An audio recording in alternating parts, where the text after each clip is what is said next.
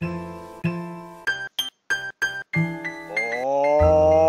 yes. Good morning. Ohayo gozaimasu. America. Boku wa PoGokeRo desu. Ah, genki. Yeah, hey, and with me this morning. Ooh, wait, hold on. Gotta turn this down. Alright, and with me this morning is my illustrious co-host, UniFeragon. Howdy. Howdy. Go ahead, turn this way down. Okay. Turn the music down, and then you're maxed out. Let me see. Yes, alright. Alright, yes ma'am. So, again, how are you? Oh, good. That daylight savings got me messed up, but I'm good. Yeah, you and everybody else. Unless you live in Arizona. Oh yeah. And you're laughing, ha ha ha. When I was living in Japan, they didn't have daylight savings, so it was pretty cool. You feel more in tune with nature, with the way that the sun rises and falls. Because yeah, you're literally in tune. You're not having to shift your time or anything. Okay, so where might you be within the game world? I'm just right by my house. Okay, There's something attacking me. I don't know what it is. I'm gonna go to you as fast as I can. Okay. So you haven't been here you haven't been back for quite a while. Yeah, I played briefly for a couple minutes to start working on some pixel art, but yeah, it's been a couple weeks. Yeah, so I think a few things have changed around your house. Nearby. Well, a lot's changed. Ah. I walked in, there's sheep everywhere. I'm like, oh, perfect. Exactly what I needed for what I wanted to do today. Yeah, exactly, right? I mean, yeah, so Pocky was all about the rainbow sheep farm, but it didn't work out. And then, so I figured I might as well do it, and there it is.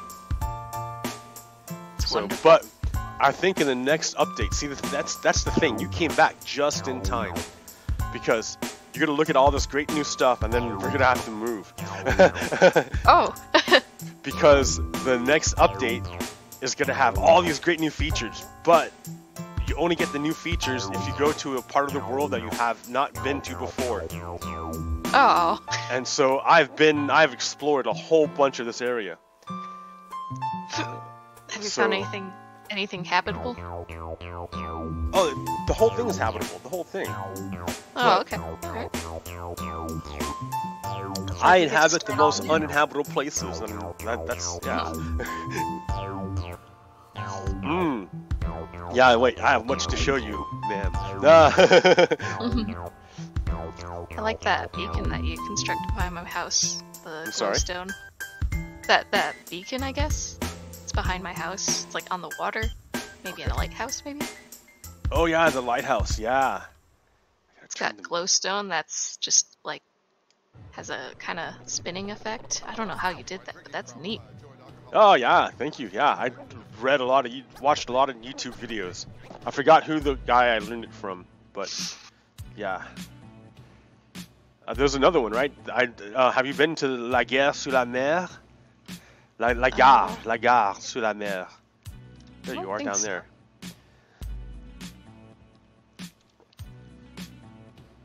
Yeah. So yeah, that one was the second one. The first one I made at La Gare sur la Mer.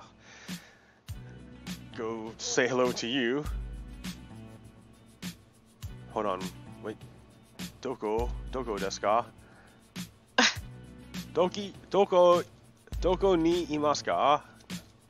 There you are. Hey, yay! Alright, I am a Christmas tree for the moment, yes.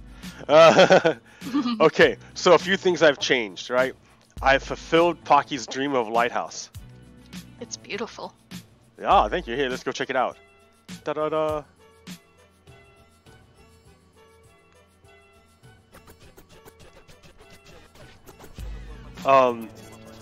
Also, I fixed Pocky's. It was a pier, right? but like it didn't work very good as a pier, and then we kept having to swim across to the other side, so I just made a proper bridge.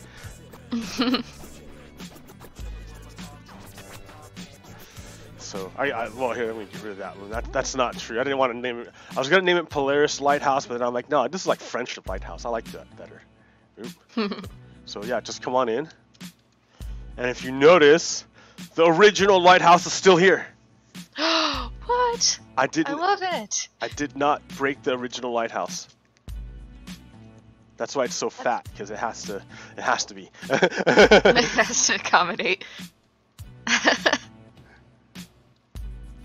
Oh, I fell.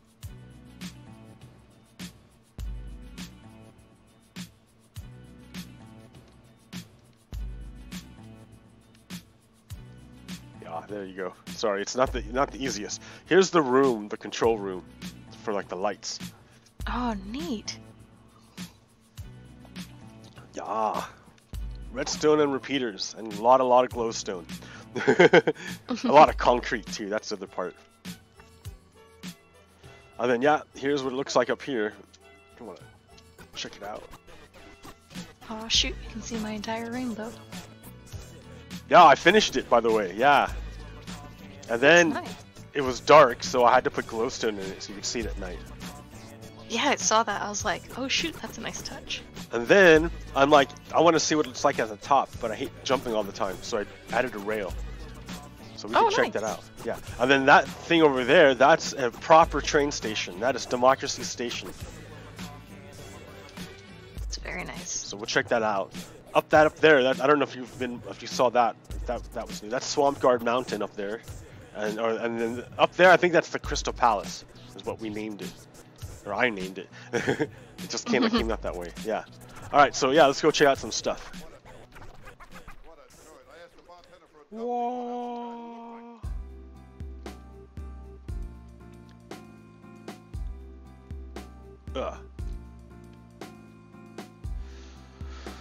So yes, Pocky Point is still there. There's still Pocky's first lighthouse over there. And then his sign on his point is still here. Pocky Point. Established 2018 on a rainy day. So Pocky's house is here, but the problem is that the train station became bigger than I thought it would be. Oh no. So if you come inside and look up, I kind of built on top of his house. Oh wow. But I hope he doesn't mind. So I haven't talked to Pocky in a long while. Yeah, okay. Well, yeah, he was really busy for a while, and so. I bet.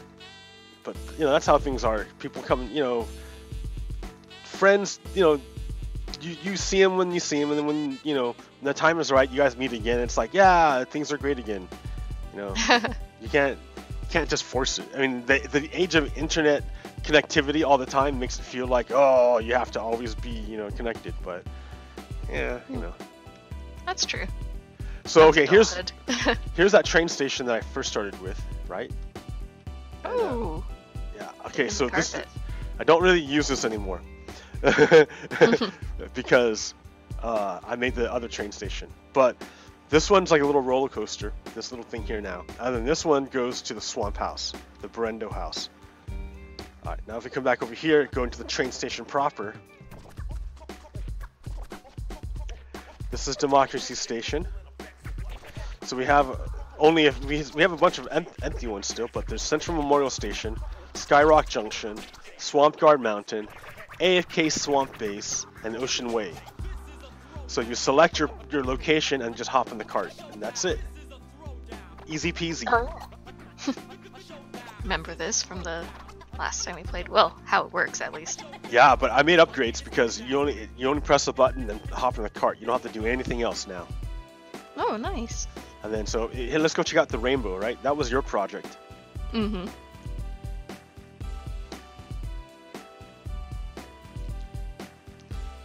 So yeah, I remember when you started doing your rainbow, and you were telling me, and I probably didn't listen well enough. That's my fault. You're telling me that you had to travel far and wide to find flowers to dye each individual piece of wool. Yes, I did. And I was like, man, wow. And I never, like, it finally, I was so busy with my other projects that it didn't really dawn on me, like, what you were saying. And it finally dawned on me that you're dyeing each individual piece of wool. Like, yeah, I realize now that wasn't very smart, but well, there was better ways. yeah, so I felt bad. So I finished your rainbow, and then I extended it all the way down to the ground. I saw you put a rail up there. Yeah. So check it out. Look how great this is. This is, I call it the Bifrost. Ha ha ha. I noticed that. I'm like, ha.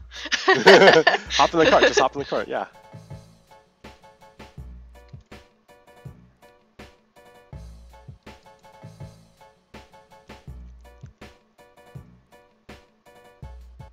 Whee. So yeah. Very nice. Above the clouds. So I was thinking, I don't know what to do from here.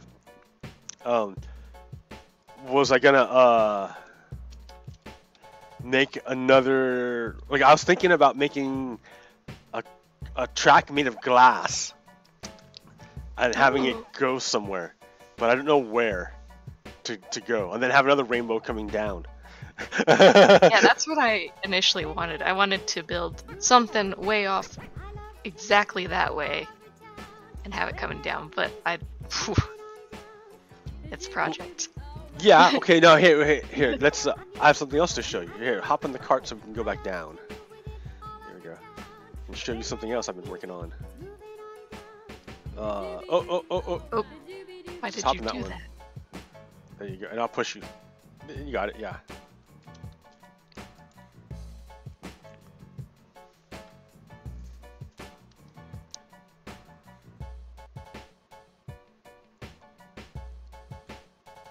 Alright, so let's head over here to the station.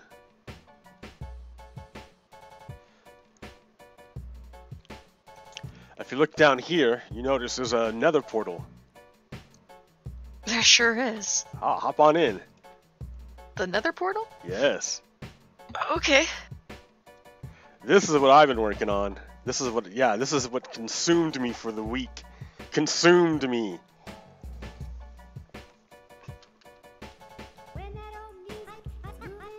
So disorienting. Okay. So yes, we're in the nether now. And you know, there's a cart there. Yeah.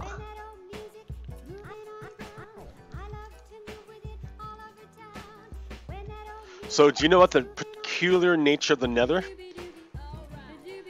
Everything wants to murder you. Yeah, that's the one thing. And let's see, space isn't real, so you can just kind of end up somewhere way different. No, not that. It's not that space isn't real. It's that for every one block you move in the nether, you move 8 blocks in the overworld. Oh shoot. Yeah. So what that does is it makes it so you can travel lots of distance real quick. So we're at, if you go through this nether portal here, we're back at Central Station. Oh wow. So you know, notice how quick that trip was compared to when you take the overworld rail. Yeah. Okay, so I have a few of them, right? There's PoGokeRo, that's where we came from. Mm-hmm. That's the Woodland Mansion. Oh boy, all right. That's Ocean Way Station, and that's just to another fortress. When they do the update for the and we have to make a new base, I want to basically dig in a random direction. Oh, and then, that sounds great. Yeah, and then make a portal there, and then say, hey, we're working, this is our base now. I mean, actually, what we can do is that I've done it kind of like at the Blaze Spawner. Oh. Because I made a portal there, and I made a base there, but I didn't explore. So if I leave my base, and it's a pretty nice base, a good start. So if we leave that, that's basically all fresh content. So it'll be neat. But anyways, this is Redemption Station, by the way. Oh, that's a good name. Ah.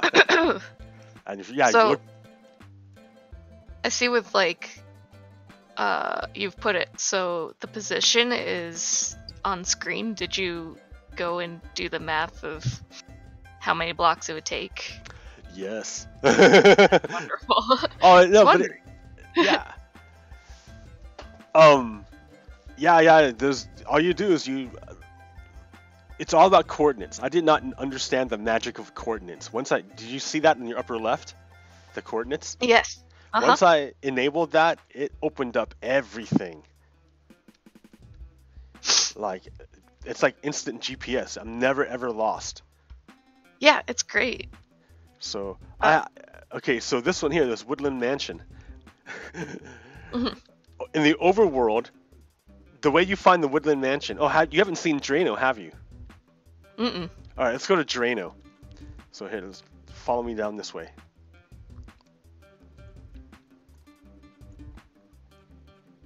Drano.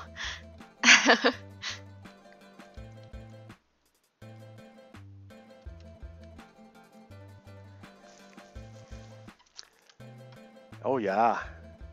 Oh yeah.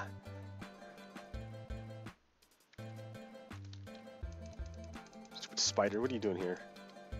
So welcome to Drano. First of all, let's hook you up. Let me give you here, take an ignite.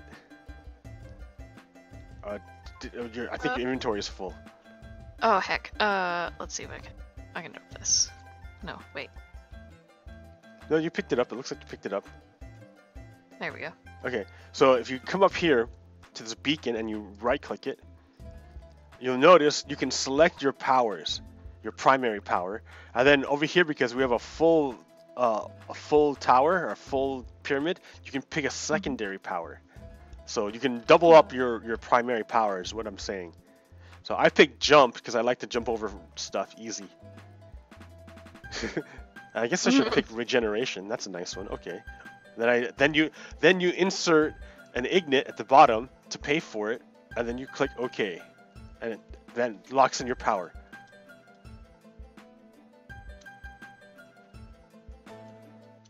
Do you see? Oh, I do see. So that's because what this is a beacon. We had to kill a wither to get the beacon. Do you know what the wither is? No. It's a awful creature that you summon, and it has 3 heads, and it takes a lot of things to kill. And here, let's take the elevator. It takes a lot of things to kill, and it destroys blocks like nothing. It rams through them like nothing. So it wrecked my base, basically. I had to rebuild my base. I'll show you, but yeah. So this is Drano. This is a trading hall / village breeder / iron farm. Oh wow. Yeah. So above us is a bunch of, well, it's a village breeder, and then above that is an iron golem spawner. The iron golem is funneled through water into this chamber where it's killed and turned into iron ignites, which I use to make everything. That's smart. Yeah, that's a lot of work. Here, let's look at the larger structure. Let's go up here. I think I saw a similar idea when I was trying to figure out how to get, I think it was slimes. Yep. Oops. Oh no, Oops. you fell. Oh no! Okay, so yes. So what happens is, eventually, because all these villagers below us count as a village, and enough villagers make iron golems, and then they spawn in this area, and then they just get funneled into there. Yeah. So you're saying that you've done this before, or you saw a video? It was a video. Yeah. It was not this. I was very wrong. What I saw was like an underground, like multi-platform. Oh, for slimes. Sort of. Yeah. Yeah, no, those are I'm not making anything to farm slimes. That's way too much work. I hear it's very tedious. Yeah, and then so here let's do I have I don't have any. Oh, I have a pickaxe with silk touch. Okay, this is good enough. So here, come. Are you healthy? Yes. Yes. Let's hop in. So don't swim. Just like let it go. Just relax. Relax. Let the water flow. This is what the iron golems do, right? Then they come in here and they fall through. Sorry.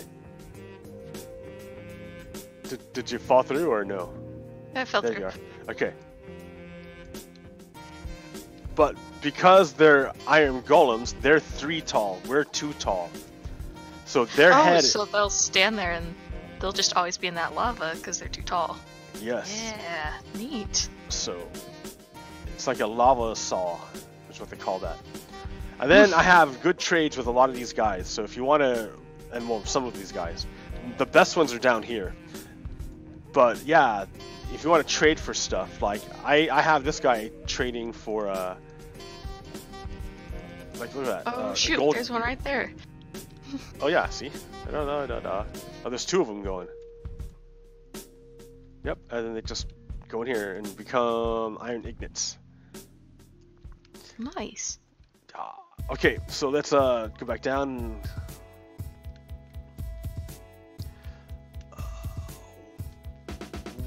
What else did I want to show you? Oh yeah. Let's go back to Central Memorial Station. Oops.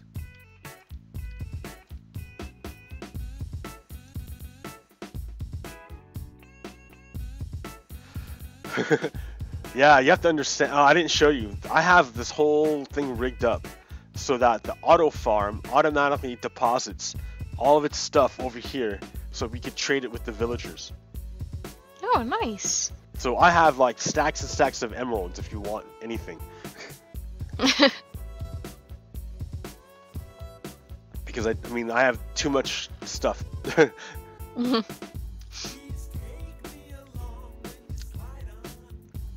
Good thing about having too much stuff is going and starting completely fresh. Yes. New base. Okay, so here's this other thing I want to show you is Grandfather Station. So hop in the cart over there. Way over there. Yeah, this is the old station. I haven't really retrofitted this one as much. Every station you can tell I've learned something. So I mean, it's getting better.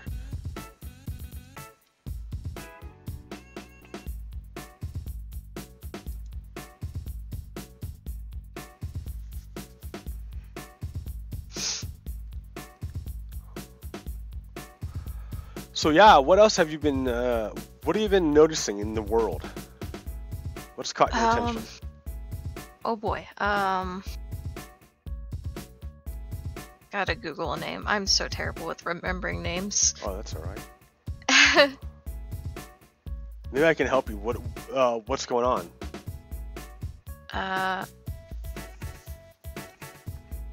Something about a Trump advisor in jail? Manafort. Yes. Alright. His light prison sentence. Yeah. How unjust is that? I know, right? So, Manafort got 4 years in prison for embezzling or stealing millions and millions and millions of dollars. Millions and millions over decades. It's public record that he handed off sensitive voter information to Russian military operatives, Russian intelligence for them to attack America's electoral system, which they did. So this is all public knowledge. And the Judge Ellis said, "Oh, you're a good guy. You haven't, you've led an otherwise blameless life." His daughter said that his money is blood money. So like this is a total miscarriage of justice. Like, it's absurd. Yeah, we can talk about that. So this is Grandfather Station. This is another one. This is a single selector panel, but the lights don't work. So I have to work on that. The lights don't work. But if you come up here, what happens is, if when you select a track, the piston will come out and change the track according to which one you pick, and you'll turn on that track and then drop down on the correct track, and then it resets itself when you leave. Oh, nice. Yeah, and then here's the magic. Here's the magic part right here. Is that when you come over here, when you come back, you come up and hop on the same. Oops, oh no. You hop on the same rail, and you come in and you join in, and that's a half slab. So that lets you connect the up and the top and the bottom onto one track, combine them onto one track. I think it's pretty cool. Yeah. Oh shoot. Yeah, Ken from K1 Gaming found that. I can even show you better. Look at that. Huh. How about that? Okay. So let's head over to Grandmother's Station. I'm just gonna pass through there. So yeah, just hop in the cart over there.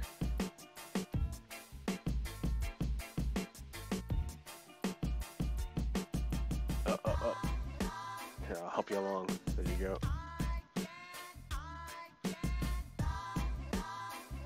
All right.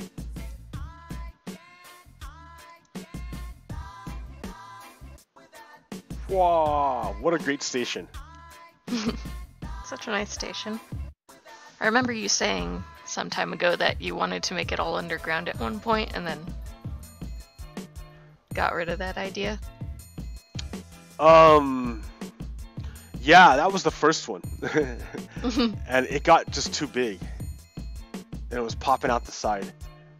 Oh. So plus it matters which direction you build it in. But the better I get, the more I learn, and the more I'm able to deal with stuff like that. So yeah, Manafort got a super light sentence. So everyone's saying, well, look at the difference. Manafort is a rich white guy doing white collar crime, and he gets a slap on the wrist. Meanwhile, someone like Reality Winner, which is she was just a regular white woman, not really witch. She's the one who let us know about the Russian hacking. She's the one who leaked the information from the CIA or the NSA, the fact that we were being attacked by the Russians. If it wasn't for her, we wouldn't know. The government wouldn't have told us. So, like, that's super important.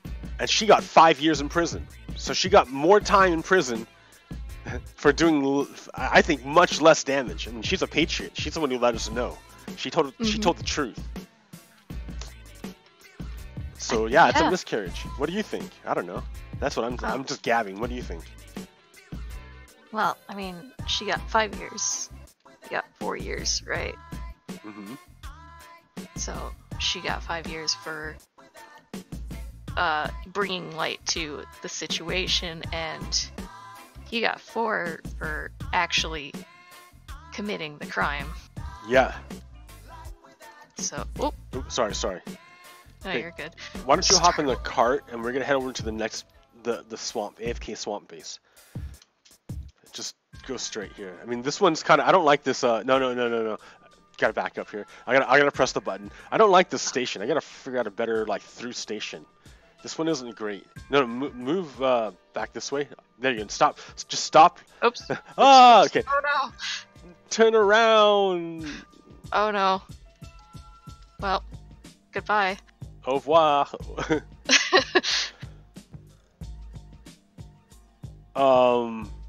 Well, you know what? That's all right. Here, just keep going the way you're going. I'll go with you. Go join you.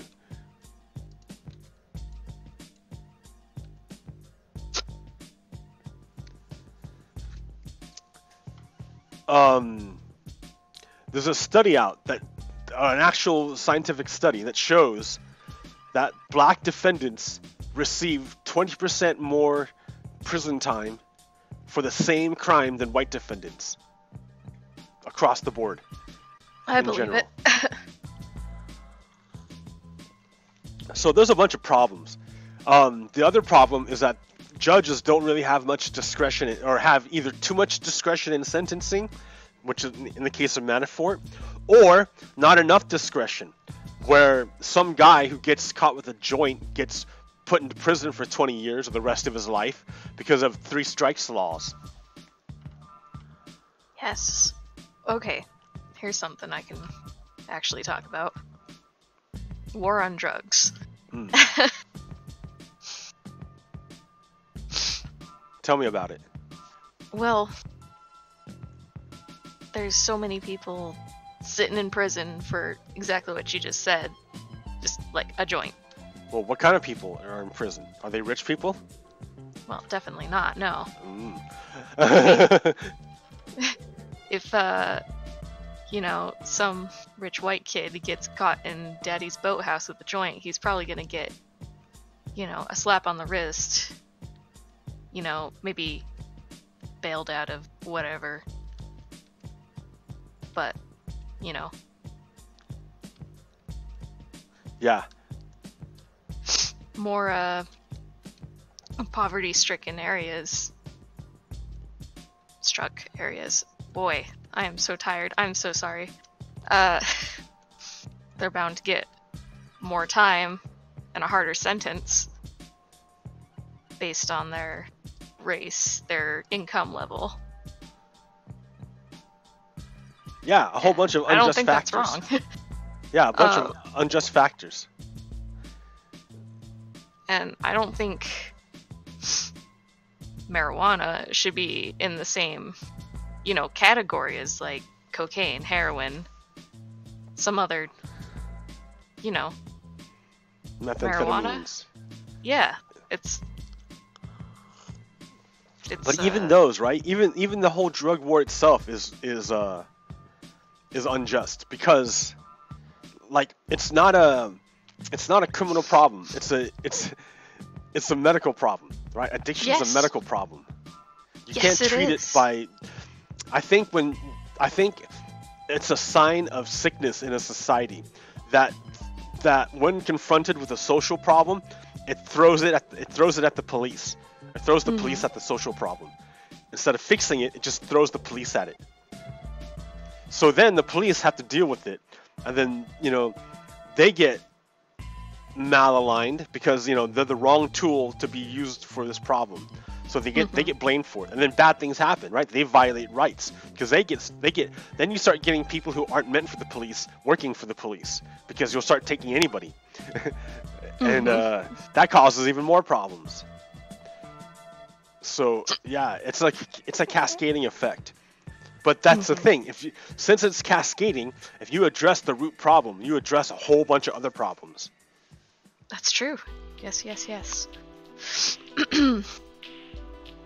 Okay. Where was I going with that? War on drugs. La gare sur la mer. Let's go.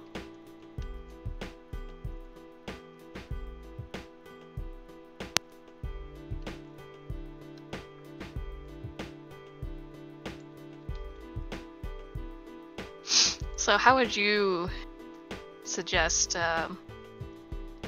what would the first step be in, you know, fixing this problem, do you think? Would it be decriminalizing? Maybe, Legalizing. You can't decriminalize, because decriminalization, it just puts more power into the hands of the black market. Because now they can operate with impunity. Okay.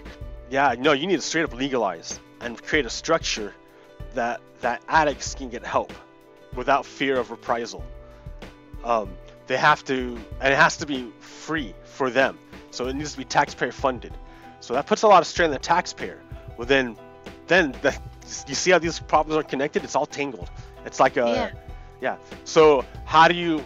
And then if you look, we have a massive deficit.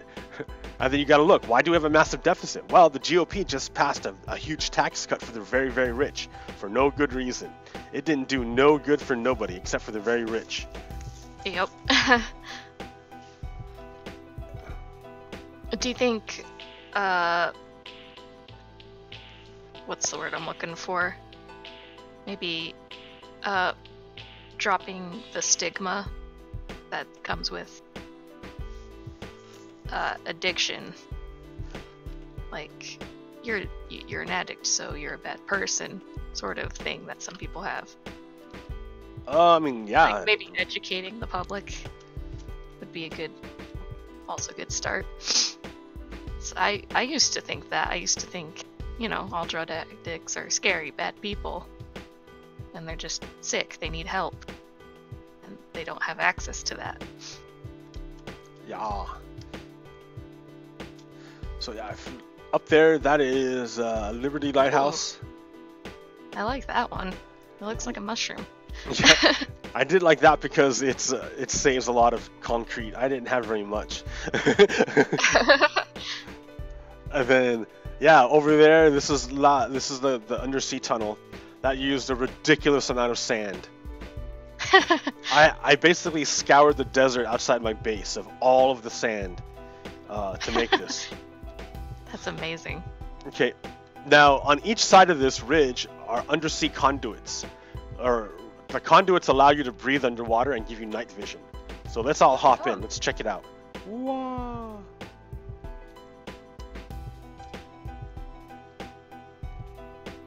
Alright, so yeah, no problem. You can see under here and you can breathe no problem because of this conduit here. That's cool. Alright. And this was an undersea temple, but I cleared it out and did a bunch of stuff, and yeah. But I don't have my trident, so I don't go too close to it. Alright, and over here, this is like my attempt at an undersea base. But it's not very much fun. Should we come in over here, or yeah? I forget how to swim. Oh gosh. Just gonna slowly sink. Okay. Yeah, so I made another mine. Basically, this is my undersea base. So this is like a base under the ocean. Okay, and I think I have it connecting to another base over here.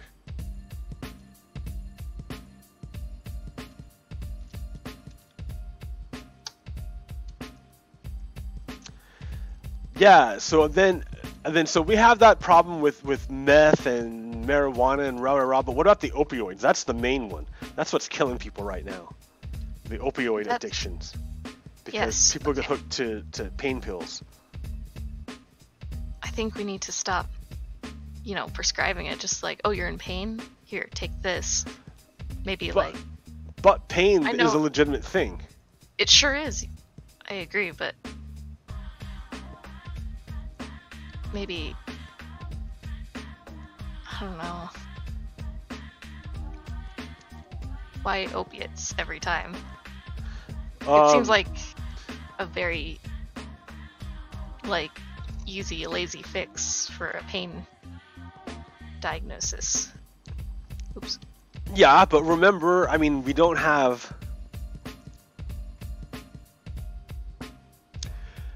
I don't know. I guess doctors are encouraged or pushed by the pharmaceuticals to do that. They have limited resources to deal with their problem, so that pain pills are easy. And there's a market for it too, right? If you have extra, there's a market for it, so you're incentivized to do it, to try to get extra. There's a market for anything, sword. I was giggling because they're just like, let me have you. That's funny. Aww. So cute. Oh, there's another one. Yeah, nighttime they come up. But you have nothing to stand on. Oh, and you can't get up here. That's funny.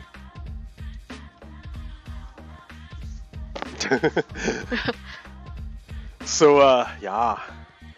So yeah, the opioid drug issue is a major issue. It feeds into our criminal justice system, which is obviously broken because it just gave a white-collar criminal who betrayed our country, a traitor, only 4 years, while it gives minorities and all sorts of other people, anyone who's not rich, way more time. It crushes them.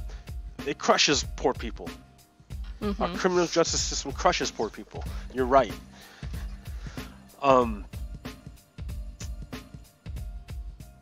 But here's another thing.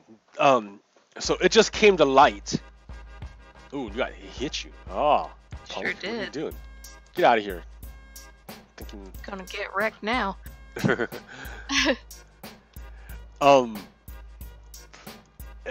has come to light that through paperwork that AG Sessions ordered a special prosecutor to look into allegations against Hillary Clinton.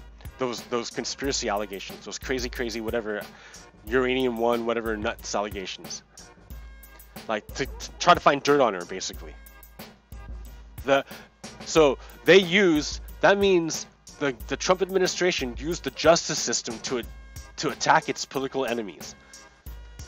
Not for justice, but as a weapon, to attack its political weapon, to attack its enemies. You know, that's something that Gestapo states use, fascist states use. You know, that sounds like the KGB with what Russia does or what Nazi Germany does. Like, this is nuts what's going on. Like, people aren't understanding, I don't think. Like how bad things are, how bad this is. Here, let's go back this way. I don't know if you remember Grandfather Station. Here, let's go this way.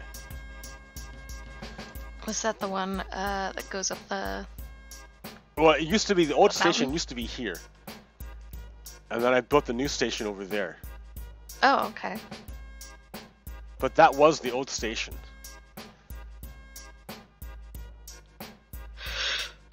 So, okay, there's that deal.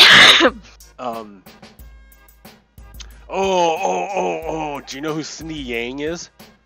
I don't. Who's that? So, this came out yesterday. This is major news. Central Memorial State. Oh, no, we're going to, Central Memorial. Alright, hop on in. Going back to Central. Gotta learn how to do it. Are you on a mouse or a... A mouse. So right click is how you do it. That's how sometimes I just hit something else that's not the minecart for some reason. Yeah, you gotta aim real careful. This is like a first-person shooter with the cursor. It's super particular about where you aim. Yeah, you can't be lazy about it.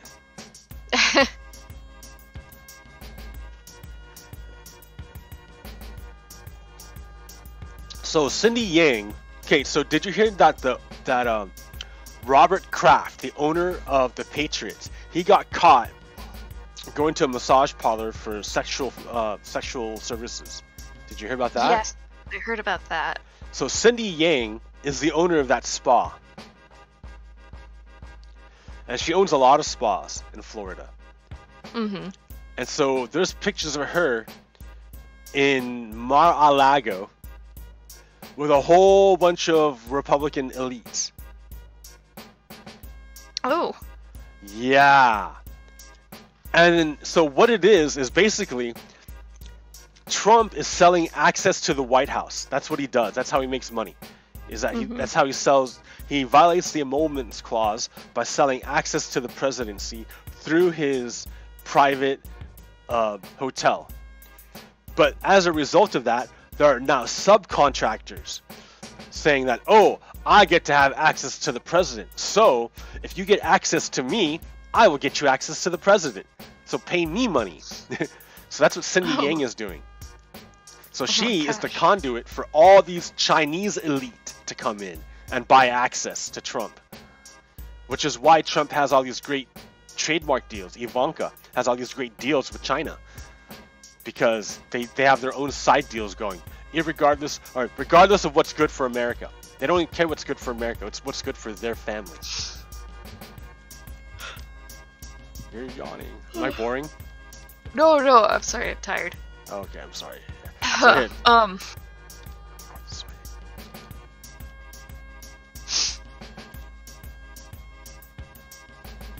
So you're saying that he's making personal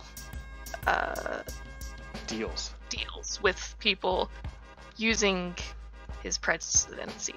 Yes, yes, exactly, exactly. Okay. Okay. Just so we're on the same page. That's Okay. exactly what I'm saying. I mean, the papers are out there, right? Like, there's photos. I've on my Twitter. If you should follow my Twitter, because I tweet a lot. I mean, I go through phases where I don't tweet at all, and then I tweet a bunch. So, I do that too. Mostly not at all. I didn't know you're on Twitter. We should follow each other. Yeah. Here. Is it just Yeah. PoGokeRo? Okay. Let me just. Oh, I can do it right now on Get on Twitter. my main Twitter. I can do it right now. UniFeragon, is that your name? I can't remember. I'll just go ahead and follow you. Yeah. Just follow me, and I'll be like, yo, that's you. All right. So yeah. So she, and basically, what is she doing? She's involved in sex trafficking, human trafficking. What has Trump been railing about the border? Oh, women being bound, crossing the borders. They never found any of those women at the border. Never, ever, ever. So where did Trump get this idea that women were bound as sex slaves?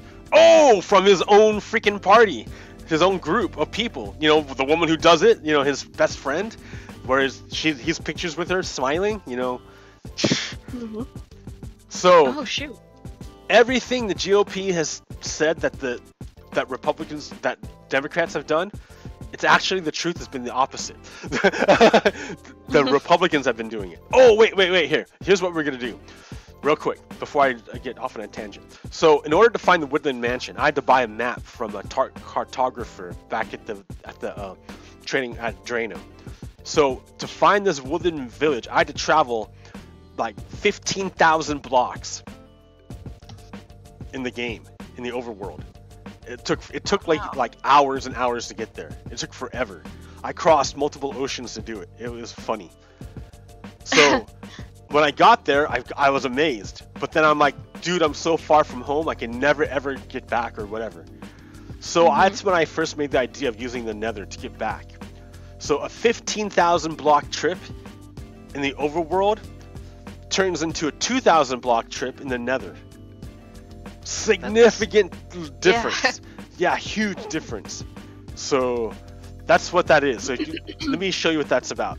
But it's a 5-minute trip, so just chill, all right? So Okay. let me click on that one, Woodland Mansion, and hop in that car. Listen.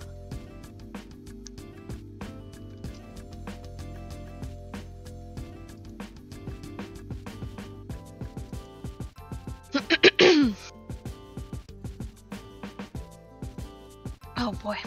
Yeah, it's gonna be forever, I'm telling you. That's okay. My throat's just getting kind of scratchy. Oh yeah, I don't usually talk this much. coffee. I am like quaffing coffee all the time.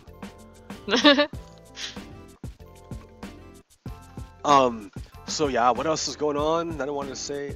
Okay. Oh yeah. So this is all. So okay. So we know that the Chinese are buying influence through Cindy Yang, right? We also know that the Russians are buying influence through the NRA. Do you know about that one, Marina Butina? I don't. Through the NRA. Oh yeah, you didn't know about this. So there's a Russian spy named Maria Butina. She's like a young woman, and she sexed up some GOP operative named Paul Erickson, or something like that. And he got her access to all these other high-level donors, and then she used her Russian money basically to buy her way into the NRA, where then she influenced policy in the NRA, and then they broadcasted it, right? And then she used her Russian money to help GOP candidates. So she would give money to the NRA from Russia, and then the NRA would then give that money to GOP candidates who would run against Democratic candidates who didn't get Russian money. And then these Democratic candidates would lose because they didn't have Russian money. They had less money than the GOP candidate. So the GOP candidate is beholden to Russia because they used Russian mob money. So how does having more money influence an election? Because when you have more money, you're able to hire more staff, run more ads, have more ground cover, have more data just be a better campaign. Like, you're either a guy holding it, you know, if it's just you, you're a guy holding a sign on a corner every week. If you've got like $20 million, you have an office, you have regional offices in different parts of the state, you have a huge staff, you're running commercials, you have a phone bank, you have internal polling data, so you know what districts need to be canvassed with volunteers on the ground, actually knocking on doors. Do you see what I mean? How much difference money makes to a campaign? It's a huge deal. It's a huge deal. I never thought about all that. I had thought about just like ads, you know? But there's a lot more to it. Yeah, running a campaign is massive. You have an army. You're basically running a corporation. Which is why, yeah, it's important to see how the campaign is being managed. So with Hillary Clinton and with a lot of the Democrats, they're getting all their money from big-time corporate donors. So all of their campaign money comes from a few groups of people, which means those few groups of people have an outlying influence on the policies of that politician who accept their money. So it's a way of buying influence. So the Democrats aren't like crystal clean on this either, you know. Like, it's a problem. Money in our democracy is a problem. It's a serious problem. Yeah, it absolutely is. I totally agree with that. But again, you have to look at the two groups now. They're not the same. The Democrats and Republicans are definitely not the same. They are not. Just look at them. One group is trying to overturn Citizens United, the dark money thing, and the other group wants to keep it. So, I mean, that's one way Russia and China get influence in America, is through dark money, through Citizens United. And Republicans are the ones who keep pushing for that. So for right now, the Democrats are on our side, because you just got to look at who's pushing for the 99% of humans. Not for the top rich 1%, but for the rest of us who aren't rich. Like, that's the best way to see things, I think. Yeah, that's true. Yeah. I think two-party system freaking sucks. Yeah. For one. But, I mean, if that's how we're going to play it,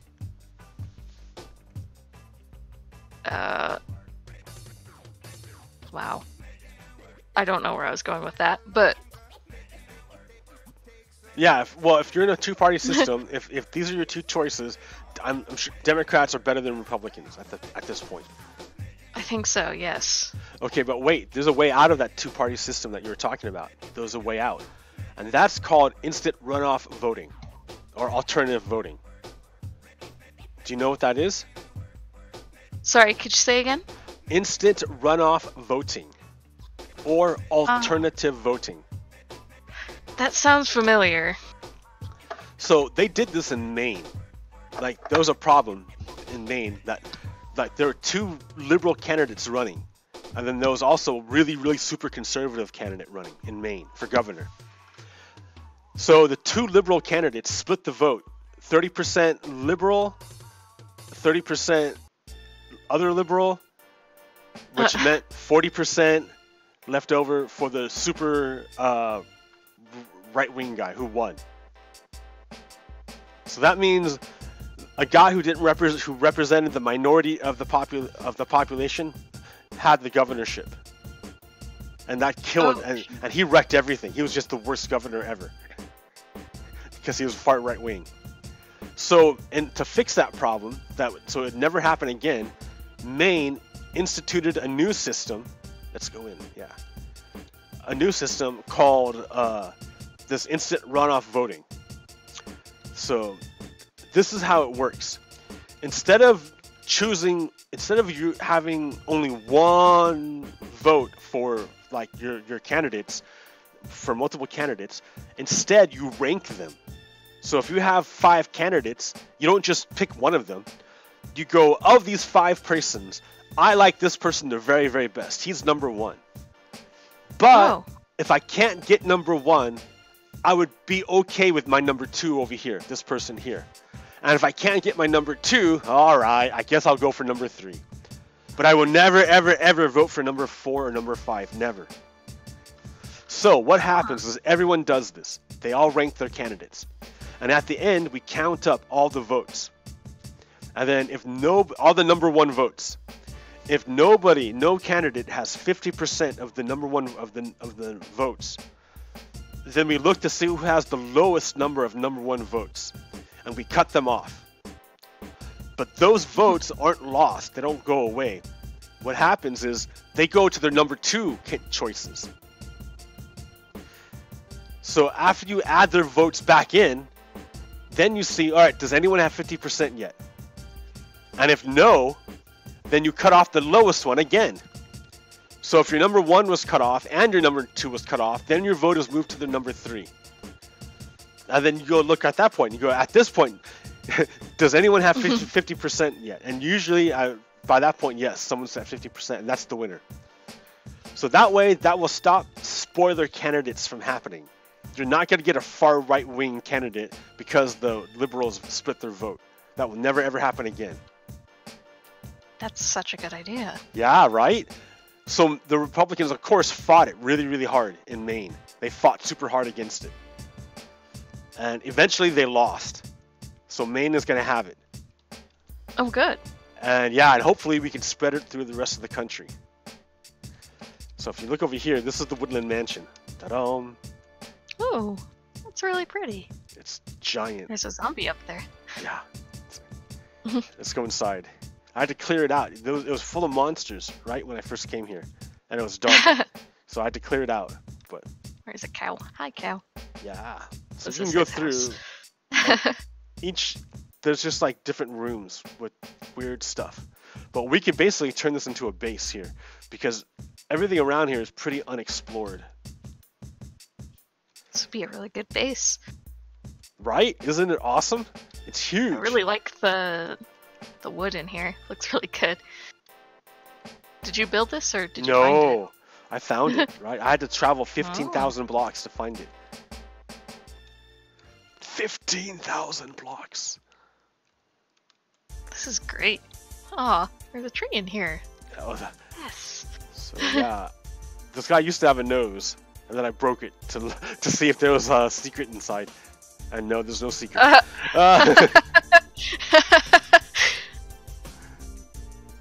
Ooh, is this a secret? Because yeah, there's secret rooms. Hmm. Nope, no secret room. Okay, I'll leave that there though. Okay, so there are ways to save our democracy, save our system. Like, we're not dead in the water here, but we're in a serious crisis because right now a tyrant is taken over. Mm-hmm.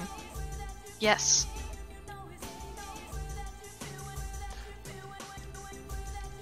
Oh, sorry. That's alright. It only burns for a little while.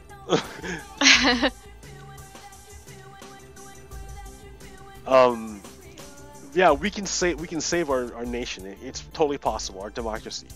It's just right now things are super scary, and that people have to understand what's going on. Like, there's a reason why I didn't have a co-host for a little while.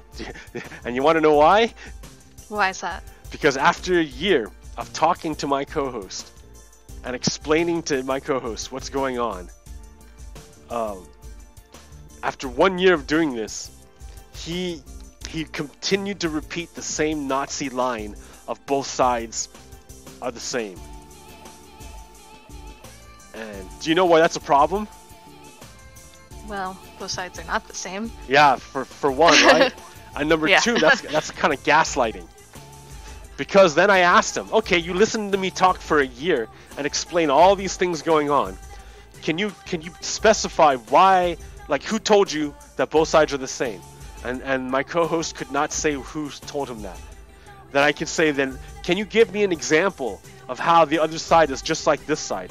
I can tell you why the GOP is bad, why the Nazis are bad. I can tell you that. Can you tell me why the progressives are bad? Can you show me? He couldn't do it. But it didn't matter to him, right? Because what mattered is that he felt like both sides were the same, and that felt correct to him. And so that's what he believed. No matter what I said or showed him, facts didn't matter. That kind of thing is dangerous. That's super dangerous. Yes. I think it takes intelligence, I think. Oh, that sounds mean. Yeah. To look at something that you believe and get some new information and mold your belief around the new information. Well, you Like, just have to. maybe... You just have to give a damn. You don't have. You don't need to be smart. You just have to like care. Anyone can do it. You know, humans are smart. Humans have brains. They can do it. You know, most people are average, and average brains are able to do this. You don't have to be a genius.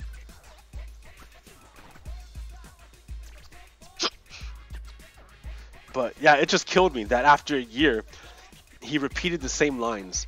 And that's seriously a Nazi talking point. Because Nazis do not want you well, their primary enemy is the truth, right? They can't have a standard of truth, because if you do, then the whole thing breaks. Your whole idea breaks. Like, the whole Nazi ideology is shown to be a lie. So yeah, you can't have truth. So yeah, that's what Nazis try to do whatever they can do to make sure that there's no truth, that you disregard truth as a standard. That's why, do you know what gaslighting is? You know what gaslighting? Yes. Yeah, they're all about gaslighting.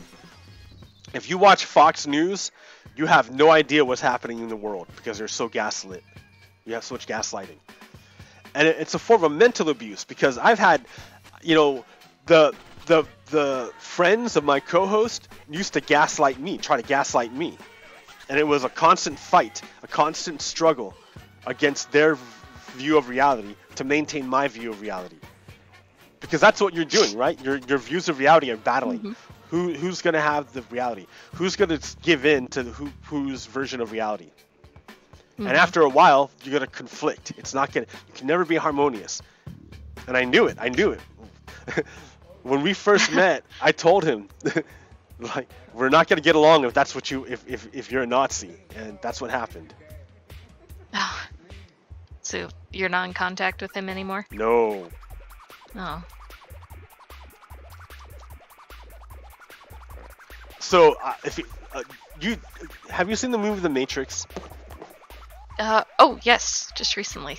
Oh, you have. Excellent. So yeah, go to my webpage on Facebook, and there's read my thing called The Fascist Matrix.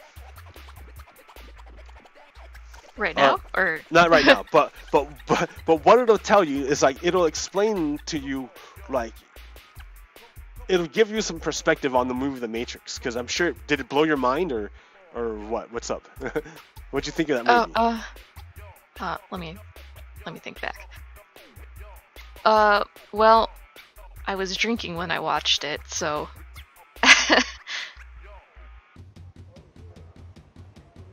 I thought it was really cheesy, for one. I enjoyed it, but you gotta call it like it is. It's pretty cheesy. Why? What do you mean cheesy? Like, in what way? Just the acting. Just kind of movies that take themselves very, very seriously. Man. Sound kind of, you know, what's the word? Pompous, maybe? That's not the word I'm looking for. Oh, what is that word? Arrogant? Not arrogant.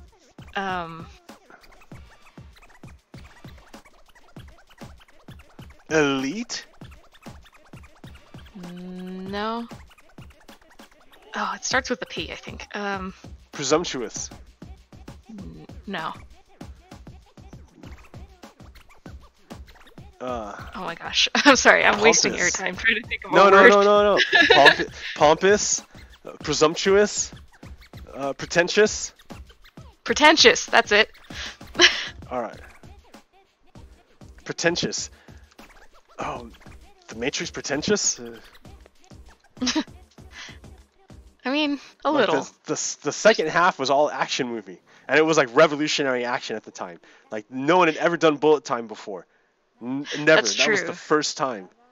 Everyone was just like blown away by it, by the bullet time. Now everyone does it. It's like a standard fare, but that was the very, very first. That's true. You know, for its time, amazing. Yeah, it's 20 years I'm old. so spoiled by, like, you know, modern day movies. Yeah. That it's hard to, like, look at it and be like, amazing. Yeah. When I saw the Avengers Infinity War, I was like, wow, look at how awesome this looks. It's like you can only do comic book movies now. I don't think you could have done a good comic book earlier with superpowers. They tried to do comic books with superpowers before, but it just never is good, right? It's always cheesy. But now they look like comic books. But back then, The Matrix, that was amazing. Plus, it's the story that I'm trying to get you to look at. Like, what do you think of the idea of like waking up from the world, or from a fake world, and realizing the world you're in is like totally different? What do you think of that idea? Oh, right. You know, that's probably why you brought it up. I was just, like, when you mentioned it, all I could think was, you know, that move in it when he, like, shoots and just kind of, like, swings his arm so the bullet curves. Oh, yeah, and it dodges it? Yeah. Dope. Anyway. Super dope, dude. Super dope. Not why we're here, but still dope. Oh, man. So, like, just choosing the, what is it, blue pill to just... blue or red pill? Yeah, blue or red. You could, like, you know, go continue into the rabbit hole, or just wake up and pretend it didn't happen. Whoa, quote, unquote, wake up. Go to sleep. Wake up and believe whatever you want to believe. Yeah.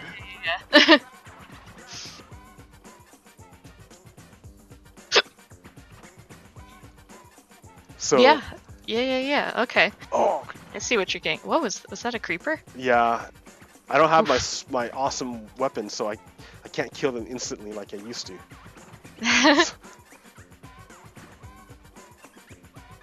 I like this thing I have that let me just the fire aspect. Yeah. It let me kill a pig and cook it too. Yeah, huh? Instant food. You don't, like, you're your own hunter and cook. Yeah. I don't have anything enchanted, any awesome armor, because I died in the Nether with all my good stuff. Oh no. So, yeah. Rest in peace. I have to spend a whole bunch of time to get new awesome stuff before the patch. Because the trading is changing. I don't know how they're going to change it. So it scares me. But it takes forever to get that kind of stuff. I bet. I was just handed this. Ah! Like, please have this sword. I'm like, Ah.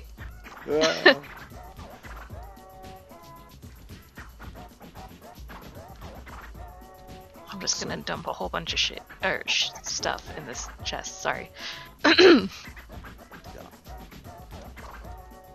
Yeah. I mean, make a base here, make yourself comfortable. I mean, that's what I'm doing. I'm just making it clearing here. Let's see. Gonna need some wood. Yeah. Make an axe. Yeah, you're in Back to punching trees. You're in a giant forest of, like, way too many trees. Like, yeah. How am I gonna get wood from this?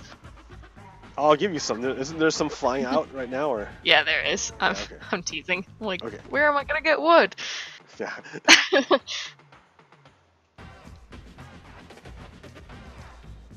You punch the trees to get the wood. Oh, here, let me throw you some stuff. I got wood here. Grab some right there. Get a crafting table, make a house. You can use my house. I mean, I don't care. Just use that one. Yeah. So, okay, the Matrix, the whole thing about waking up and things like the red pill, blue pill. Right now, in our out there's a group of guys who are totally dumb, who are totally stupid. Oh, is it the incels? The incels, the red pill. Yeah, they call themselves red pill because that's pretentious that you're talking about. They think they're awake. They think that we're aware onto things, but they're totally stupid and dumb.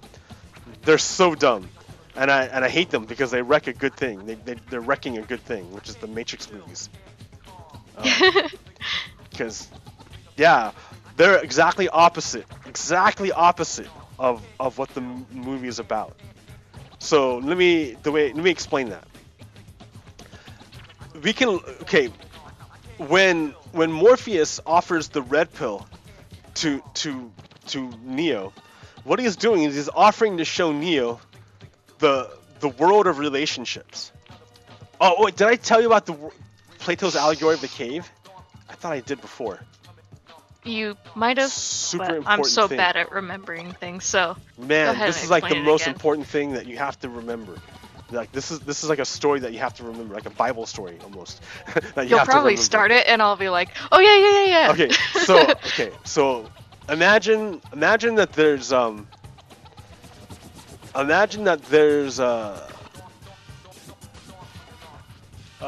cave. Like there's a hole in the ground, and way down in this cave, there's a big fire. Like there's a hole. It opens up into a giant cavern. And at one end of the giant cavern, there's this big fire up on a pedestal. And then further down, there's a bunch of guys walking around with stuff on their head. And then in front of them is a wall, but the wall only goes up to like their head. It's not a very tall wall, right? It just covers their body. On the other side of the wall, there's a bunch of miserable humans, and they're all chained up to the wall in such a way that they can't turn their heads. And they can only look at the wall with their backs to look at the end of the cave with their back to the fire. So it goes fire, the humans running around with stuff on their head, or not even stuff on their head, but just picking things up and putting it over the wall. Then there's the wall, which is only about as tall as they are. Then on the other side of the wall are miserable humans chained up, so they can only look like away from the fire and toward the end of the cave, where they see a bunch of shadows from the fire, you know? Mm-hmm. Okay, so on top of their heads are a bunch of crap that they can't take off, and they can't even see it because they can't move their head. So Plato's like, imagine if you spent your whole life looking at this shadows on the wall. You would think this is the world. You would think this is what it's all about. That there's nothing else except for this. Like, and you would never ever think otherwise. Why would you, right? This is your only experience. Mm-hmm. So imagine you were able to turn your head, like you were born differently. The chain didn't quite fit your neck, and you're able to turn your head and see things that your fellow chained up people couldn't see. Well, if you tried to, number one, it would freak you out. Number two, you try to tell your fellows, and they would make fun of you. They would laugh at you for being crazy. All right. So imagine you were able to not only turn your head, but you're able to break out of the chain. Okay. So now and then when you do that, then you can turn your head and see the fire. So it hurts. Your eyes burn because you've never seen the light before. So your eyes are burning because it hurts. But eventually, and you can't look very good, but eventually you get good at it and your eyes adjust and you can see. And then you see what's going down in the cave. You see the wall, you see the people on the other side of the wall moving stuff. You see your fellows in the chains with the things on their head so that they can't even see the real shadow. They see a distorted shadow, not even a real shadow of them of themselves. Then you see the people behind the wall running up and down, picking up things behind the wall, and then making voices, and then picking up different things behind the wall, putting above to make a different shadow, and then using different voices. So it's the same guy using different shadows to make believe he's different people. Oh.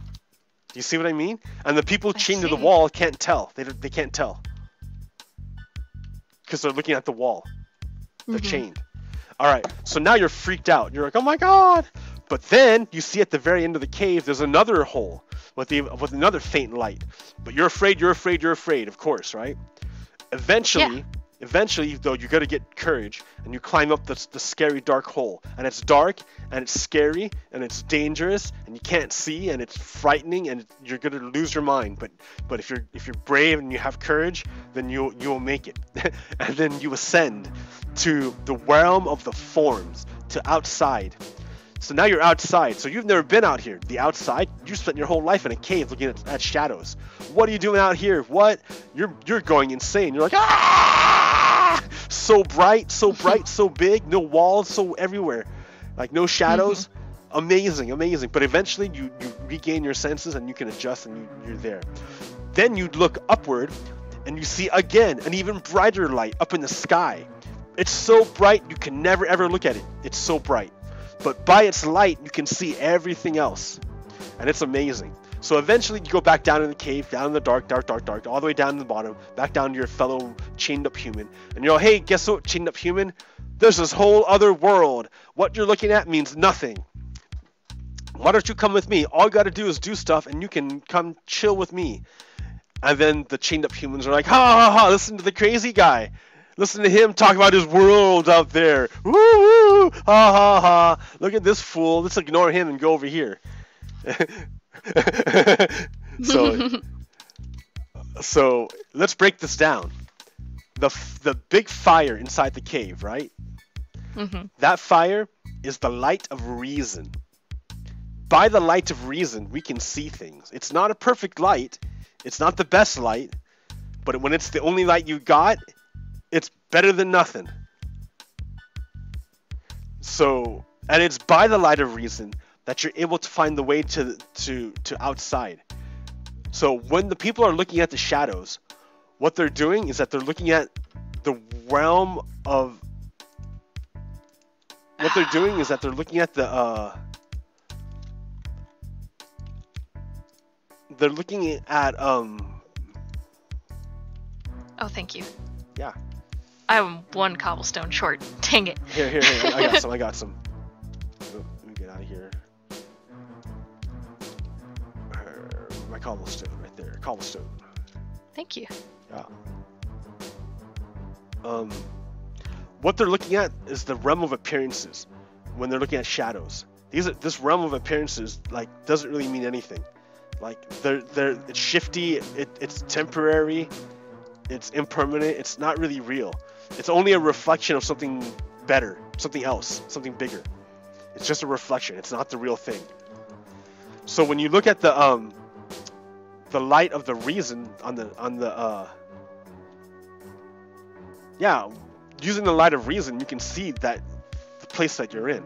But when you ascend into the outside, what you're doing is that you're moving into what Plato calls the realm of the forms. The realm of ideas, pure ideas. And to Plato, the realm of pure ideas was like the real deal, was like the real thing. I am not a philosophy teacher, by the way. I'm just going off of like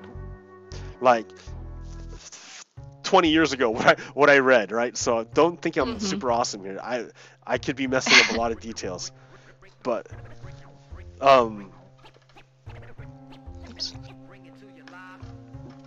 yeah, let me get more cobblestone.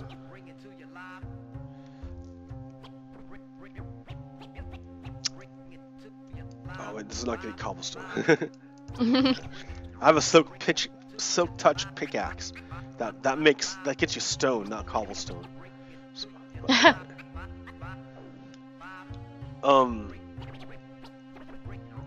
so to Plato, the world of ideas was the real world, because those things are never changing.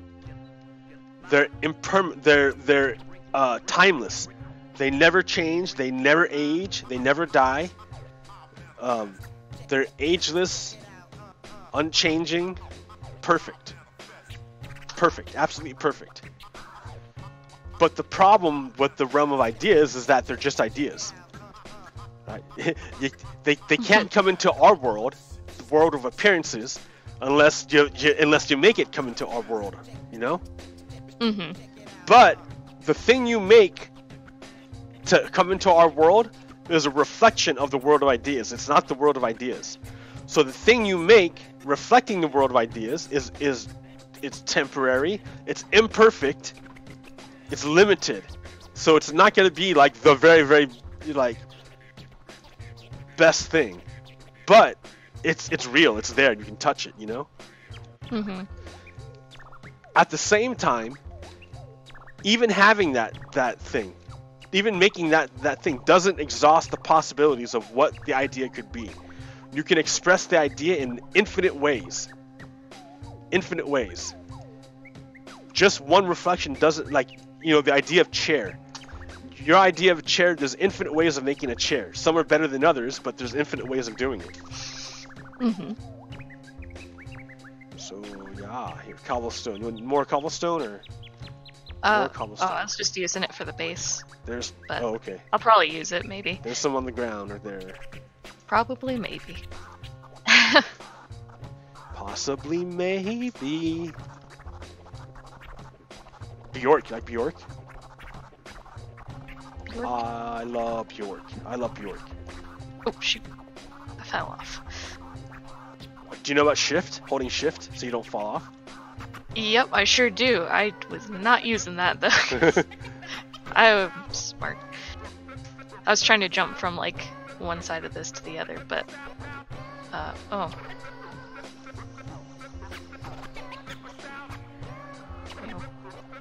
So, yeah. So,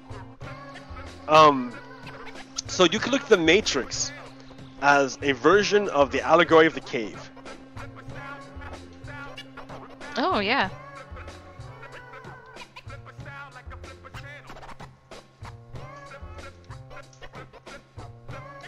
Does that change your idea of it now?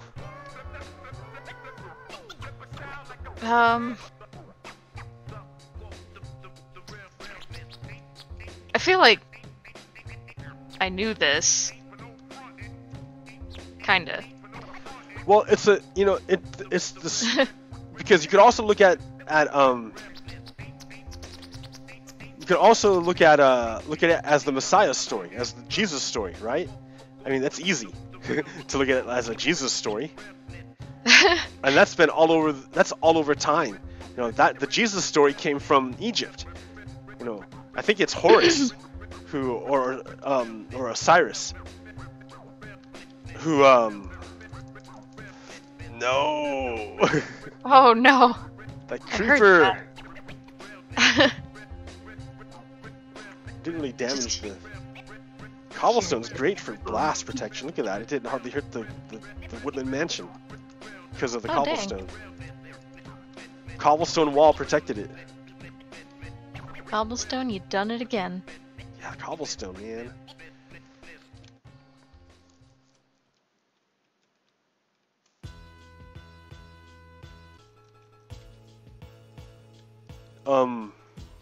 So yeah, you can look at Neo. You can look at it as a Christ story. You can look at the Matrix as all sorts of stuff. The Christ thing doesn't really track with me because I grew up never religious. Ah, really? Really, yeah. Like, my dad was Catholic, but he never, like, I only learned this in my adult life. My parents never took me to church. I didn't know anything about religion. I grew up, you know, just having to learn that on my own. Wow. Oh, see, I grew up Catholic, and I didn't realize how much of an impact it had on me. I mean, I know all this stuff as a base. Like, I don't even and to me, it seems like, oh, doesn't everyone know this? It's like, you know, like, it's weird. Yeah. Like, I was so blind to it that I moved to Utah when I was 10, and it took me 5 years to realize what Mormons are.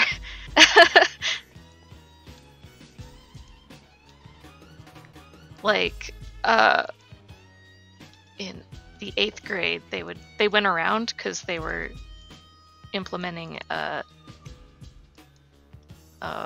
seminary class. That, you know, you come to school like an hour early and you have this extra seminary class. And I didn't know what seminary was, but to me it sounded like... I don't know what it is. What is seminary? What is seminary class?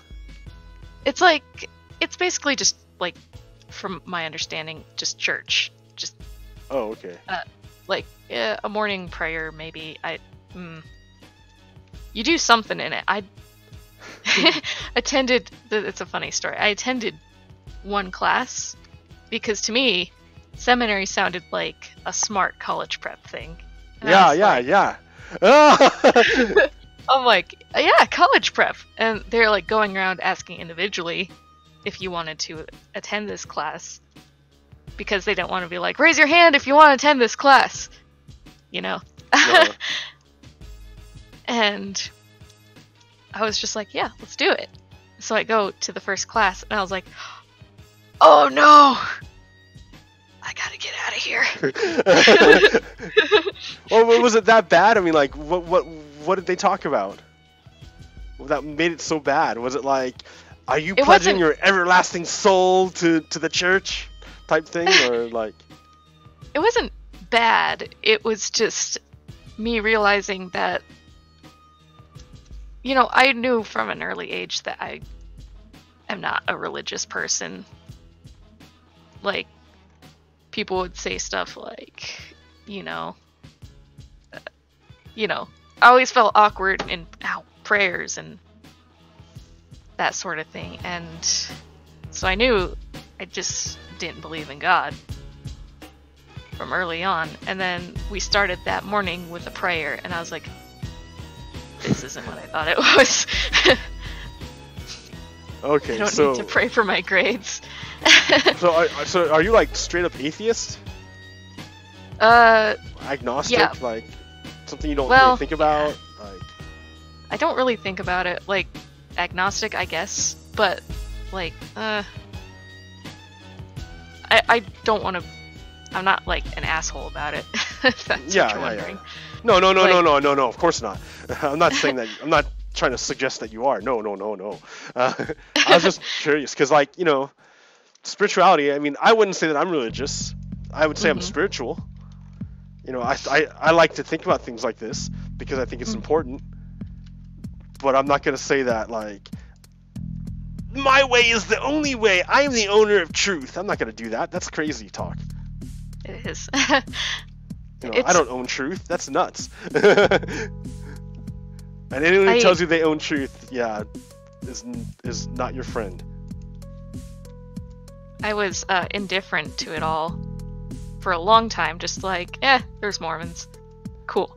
Yeah. Up until I came out to one of my friends as bisexual. And, like, her response was, you can't be into girls because I wanted to convert you. And that was entirely hurtful to me. And, you can't be who you are? Oh. Yeah, I can't be who I am because she wanted me to be part of her church. Wanted you to be something different. And So okay. So if you saw The Matrix, right? You saw that movie, and you saw how people, like, some people just changed into agents, right? And then that, you had to run away from the agent. Remember that? Yes. Okay, so what that's saying, what that means, I mean, do you understand what it means to be in the Matrix? What that's even about? What's the words? Shoot. Like, it's part of seeing the world for what it really is, right? Well, no, okay, so Morpheus tells you, the Matrix is control. That's what it is, literally. The Matrix is control. And like, okay, so when you look at the world, okay, what I interpret it, I'm interpreting it as social control. So when you look at the world, what am I doing here? I'm gonna cause problems. Cause problems. Recap. Oh no, I'm not. I'm talking to myself. I'm trying to work out stuff here, but like, I got it. I'm gonna work through it. I got it. Okay. social control. So look at society. Society, as a sociologist, society has a bunch of mores and folkways. Mores and folkways are like the rules, the rules of society that you know are particular to that group of people. As a, you know, so folkways are like, you know, are like lesser of importance, and mores are like super important to society, but they're still important. So when you break a folkway, like there has to be some kind of social stigma, like you were talking about, like some kind of like social punishment for breaking the rules of society. So it's either ostracization or reputation breaks or denying opportunity, things like this. Okay.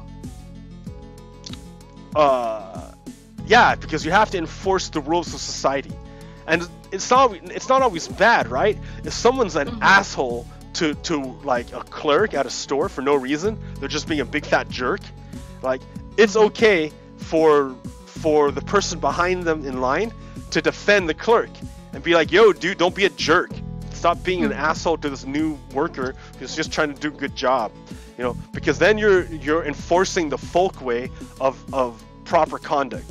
You know, society wants people to be courteous, and if you're irrationally berating a worker for no reason, you're just being an asshole. And yeah, you know, I'm gonna defend the rules of society. That means that we need to be good to each other. So I become like the person in line behind the, you know, the asshole becomes the enforcer of society for a moment, and then returns back to the normal person. Well, it works both ways, right? If your society has bless you. Thank you. If your society has a stigma on what's it called? On homosexuality, yeah, it has to. You have to enforce it somehow. I'm gonna throw down some stuff in here for you. Oh, thank you. I was Like just a about to make box. one of those. Yeah, you need to. Yeah, like you got to do something about this. Oh, thank you. Gonna go grab all that crap that I left in your stuff. Sorry. No, it's all good. Yo, like this is just a temporary house. I barely even made this. I built it too close. I'm probably gonna tear it down because it's too close to the mansion here.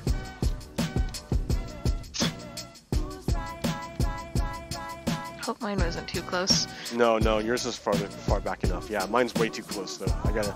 But when I made when I first got here, I was like the only one. I was 10,000 or 15,000 blocks from home. Like I had traveled for like 3 hours and just cleared the whole place. And then I was despairing on how I was gonna return home. I didn't know how I was gonna get back. Then I'm like, oh, I know. I'll make a new base here and start a nether portal. Yeah, because I did not want to walk 10,000 blocks back, 15,000 blocks back.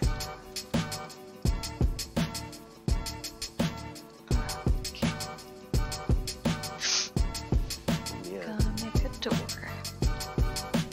I'm gonna make 3 doors.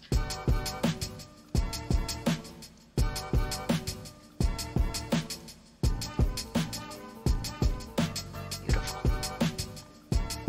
This is my home. Nice. There are many like it, but this one is mine. This is my home.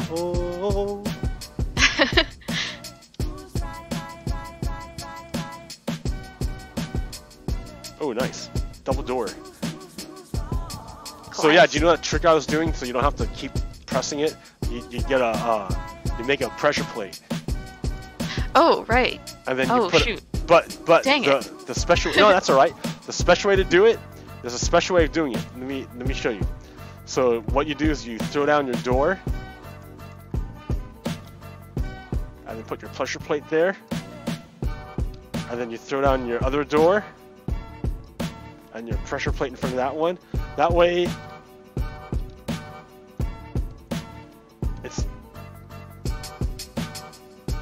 Oh, so they both open? Yeah.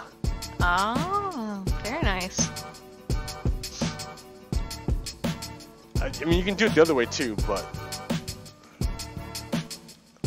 I just like that way. That way it's cool. It uses just one pressure plate, or less pressure plates. And it's a cool effect. It does. Was it? I am here. Okay. Where was I going? This. I was about to say something, I can't remember what it was. So we talked about to your friend. So you're talking about your friend, like, was not cool with you being who you are. Okay. So I was telling you about how the Matrix is much a social control. So I was telling you one aspect of positive social control when a member of society defends a weaker member of society from unjust persecution. Well, there's also the bad way of doing it.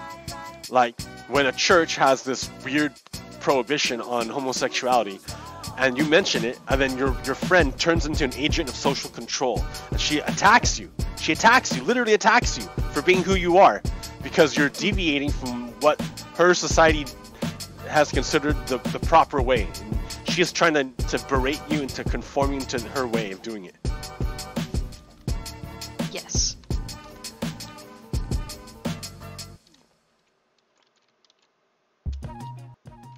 I don't know. So, yeah, you can look at her as trend. Oh, sorry, go ahead. I attempt to make peace with it, you know, like, that's just how she was raised. I mean, it explains it. It doesn't excuse it.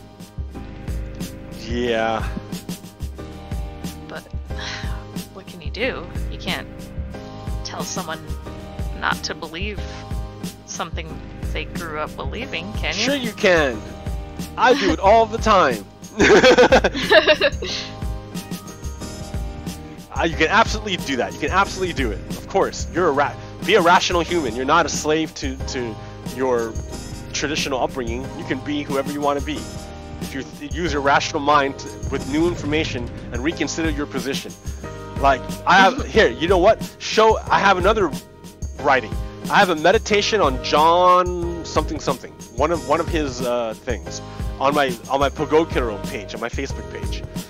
Read that one and then show that to your friend. Oh, we're not friends anymore. Oh, okay, good. We stopped being friends in like middle school. Yeah, good, because she was no friend at all. I was like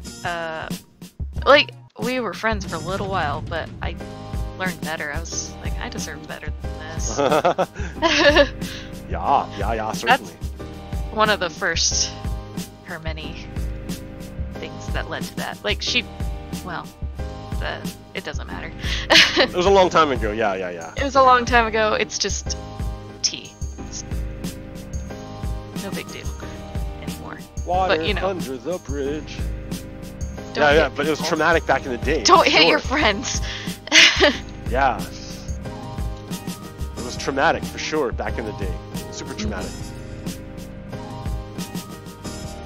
Of this, I have no doubt. But, you know, water under the bridge. I'm my own person now. And she is her own person.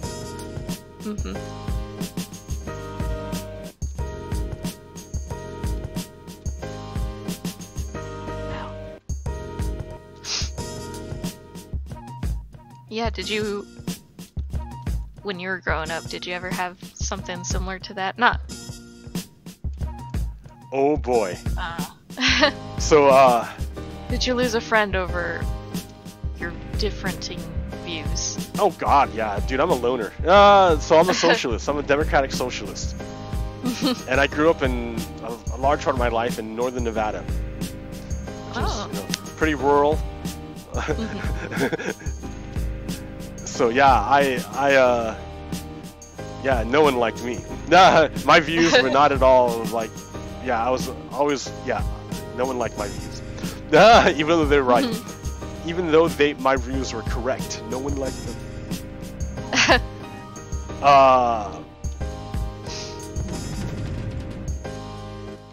Yeah, plus, also growing up, you know, I have a congenital birth defect. I grew up with, I have a cleft palate and a hair lip. And so, you know, as I got older, it got better. But, like, it's still an issue. People make assumptions all the time. And you know, that's kind of bad because I make assumptions too, and I shouldn't. But yeah.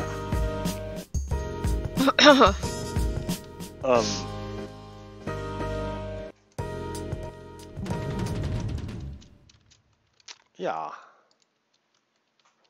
But as a kid growing up, it was particularly rough.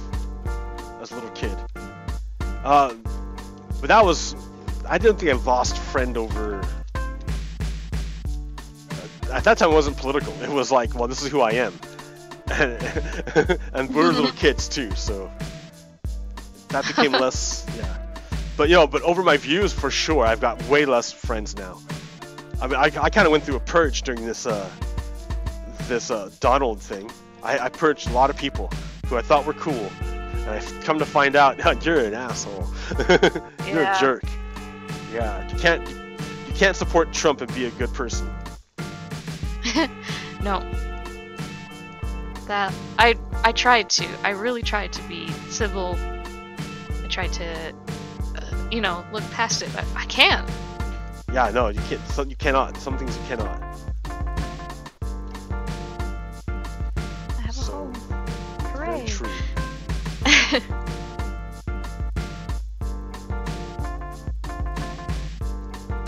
Let's see. Gonna make things. Yeah, make everything, all the things. We got sand up in here. Oh No, God, it's see? a little forest. Yeah, right. Like that's the thing. Like that's why I've got no windows or nothing, because like there's no sand. But you know, there's a desert. There's a desert nearby. So there's a huge mesa desert nearby, just like at home. So it's kind of trippy. Nice. Yeah. Came to see what you got going on over here. Oh yeah, no, I'm gonna kill my house eventually, just because this is way too close. But I want to keep the mine because it's already dug out. Oh, is this the mine right here? Yeah, it's good. This is the arch. mine. This is gonna be going down, and then eventually I'm gonna make a proper elevator down, so we don't have to walk. You know, like I didn't show you all the other stuff I had back in my base, but I can make elevators now, water elevators that are awesome. I like the one where it's how you go down the elevator. You just kind of fall. Yeah. Hit the water at the bottom. That's neat. That's what I want to do again once we get a proper base established here. They're really easy to make. Okay. I gotta name my house. I'm gonna name it something stupid.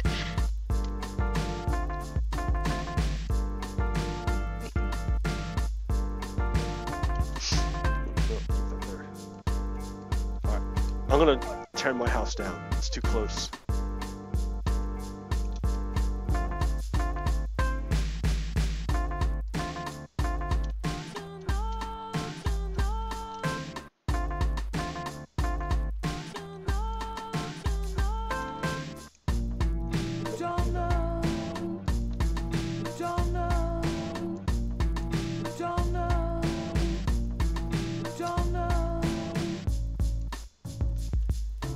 Alright.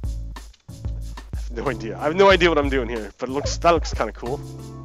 I need to move my house. It's too close. Put it over here, in the other flat area. I don't want to have to.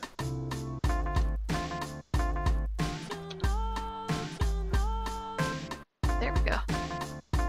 Yeah, your house is looking nice. Thanks. I don't even know which direction is the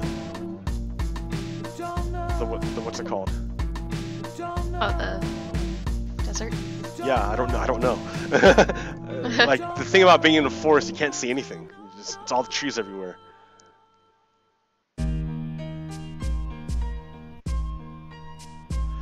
So okay, what else is going on? Do you know about Ilhan Omar?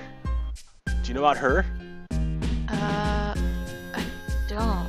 So Ilhan U.S. representative, right? Yeah, so what she did is she criticized the Israeli lobbying thing called APAC or something like that. Some American Jewish lobbying firm, but it's right wing with its lobbying efforts. So it's not just for Israel. It's right wing Israel. And so she criticized it. She said, like, you know, American politicians are given too much preference to Israel. These right wing Israelis, and she got attacked by their right wing, saying that, oh, are you criticizing right wing Israeli policy? That must mean you hate Jews. Oh. Yeah, right? Isn't that nuts? That's pretty nuts. And then so all the right wing started parroting that line of attack. Oh, if you criticize right wing Israel, that means you hate Jews. Even though the two things are totally separate. Jews and right wing Israel policy, totally separate things. But the right wing needs to conflate the issues so that it can use its attack by saying that, oh, you're a racist and you're anti-Semitic and you're a Nazi Jew, like, or you're Nazi and rah rah rah. Even though it's projection, it's what they are. But the Democratic Party, for some reason, kind of started going along with it. They got tricked. They fell for it, and it was dumb. Until the progressive wing of the Democrats started standing up for Representative Omar, which they should. They were right to do it.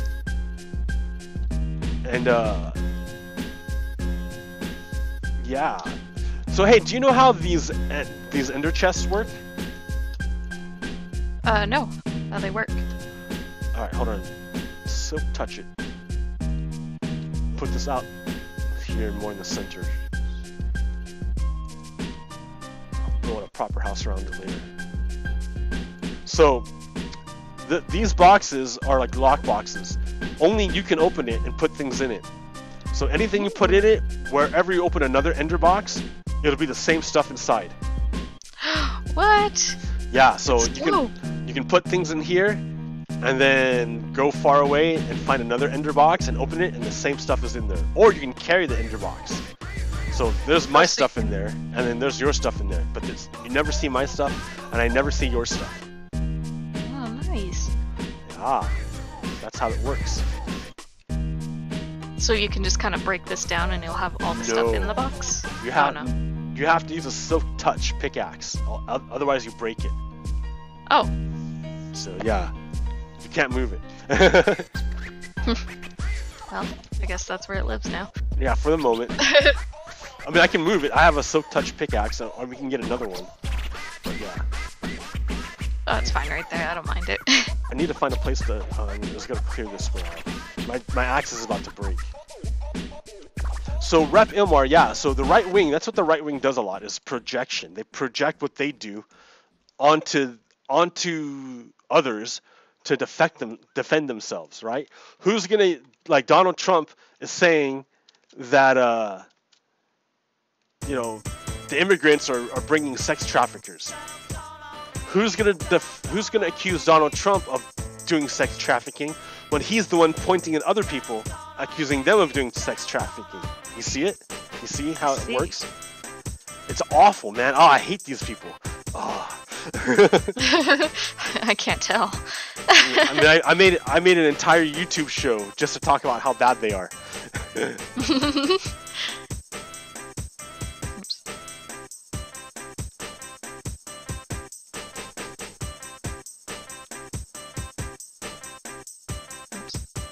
Wow, I can't play Minecraft today. Oh my gosh. Why not? What's going on? I'm like trying to make something and I just exit out my crafting without taking it. Oh, no, that's alright. You know, just zone out. That's what this game's all about, zoning. Just zone out and have fun and let the creativity flow. Just zone. Let it happen.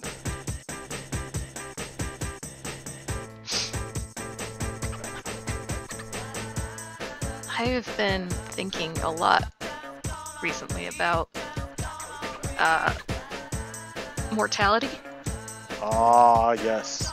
And how we're all gonna die, and death positivity, and what I want done with my body when I die.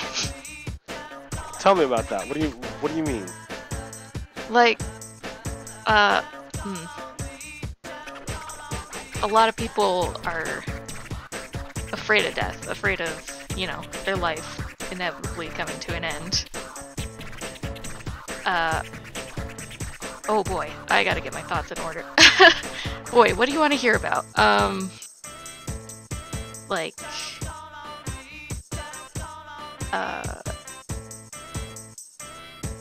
well, when you say, like, that you've been thinking a lot about death, has there been anything in particular lately? Like, I've been thinking about, like, different forms of body disposal, such as, you know, cremation, embalming, stuff like that. So it sounds like you're more about the cremation and less about because of environmental concerns. Well, there's this process, that's greener than cremation. It's called, aquamation. Ah. Oh. It's real neat. It's like, they put you in a tube with, it's mostly water, but I think there's lye in there. Something. And it heats up to 350 degrees. And it basically just liquefies all the fleshy bits in you. The fleshy bits. And it turns it into soup, basically. And that soup is sterile enough to just be like flushed down into the sewer system. And I can't think of anything more fitting than flushing me in the end. Flushing in the end. All the other waste. And it's greener because, you know, with cremation, there's just like all that use of fuels to, like, you know, get those burners going to get that hot. It has to get upwards of 700 degrees. Oh, yeah. But aquamation, it takes less water than the average household uses in a day to do this process. And in the end, you're left with inorganic, a skeleton, basically. And you can, you know, grind it up and you get that ash that you get with the cremation. Or bone meal to grow a nice tree. Well, it's inorganic, so you can't grow anything with it. Oh. But I just been, like, if it were legal to throw me in a dumpster in the end, that's how I'd want to go. But the thing is I guess I'll settle. Why would you, like what if you're, I mean, because the bereavement process is also, it's for the living, it's not for the dead. Like, that's true. Yeah, it's you know, you want your friends and family to be able to say goodbye properly and stuff. I mean, I understand not wanting to leave. I understand leave no trace. But I also understand the utility of saying goodbye. And that's why humans have, over time, over millennia, they've developed their own burial rituals and things, because there's a need for it, a human need for it, like a emotional need, I guess. That's true. So I mean, I like your idea, as long as you let there be like time for grieving. Oh yeah, I mean, I don't want to be embalmed. I don't want a viewing. I think that weirds me out, honestly. Like, I know I won't be conscious, I'll be dead, but I don't want my family mourning over my dead body. Maybe put me on some ice if you want a viewing, but I don't want to be embalmed. I think it's gross.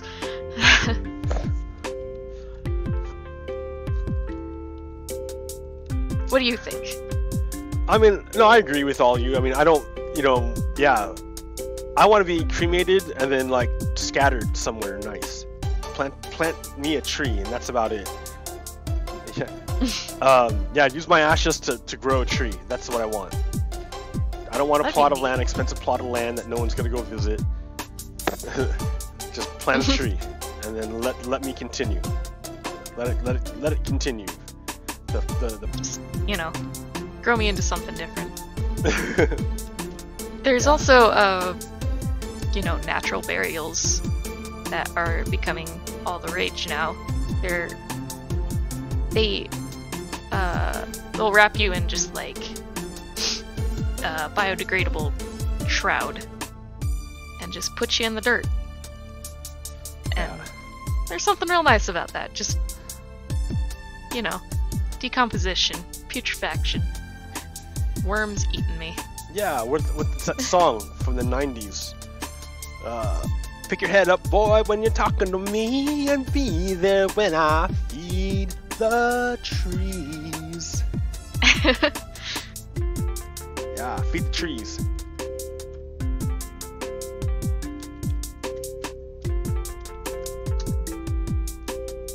I think that'd be really nice. I think that'd be my second option. If aquamation is not legal in a lot of states yet, because you know, even when embalming there was Chemical. You know, a lot of people, like, at first didn't accept that. Like, that's unnatural, that's not right.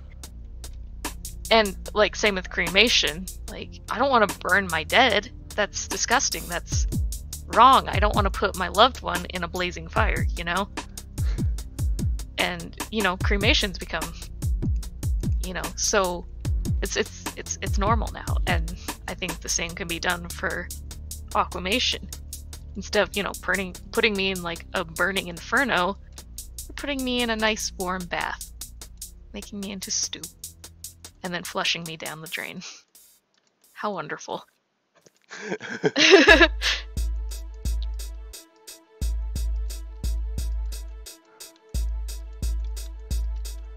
I want my memorial service to just be a party.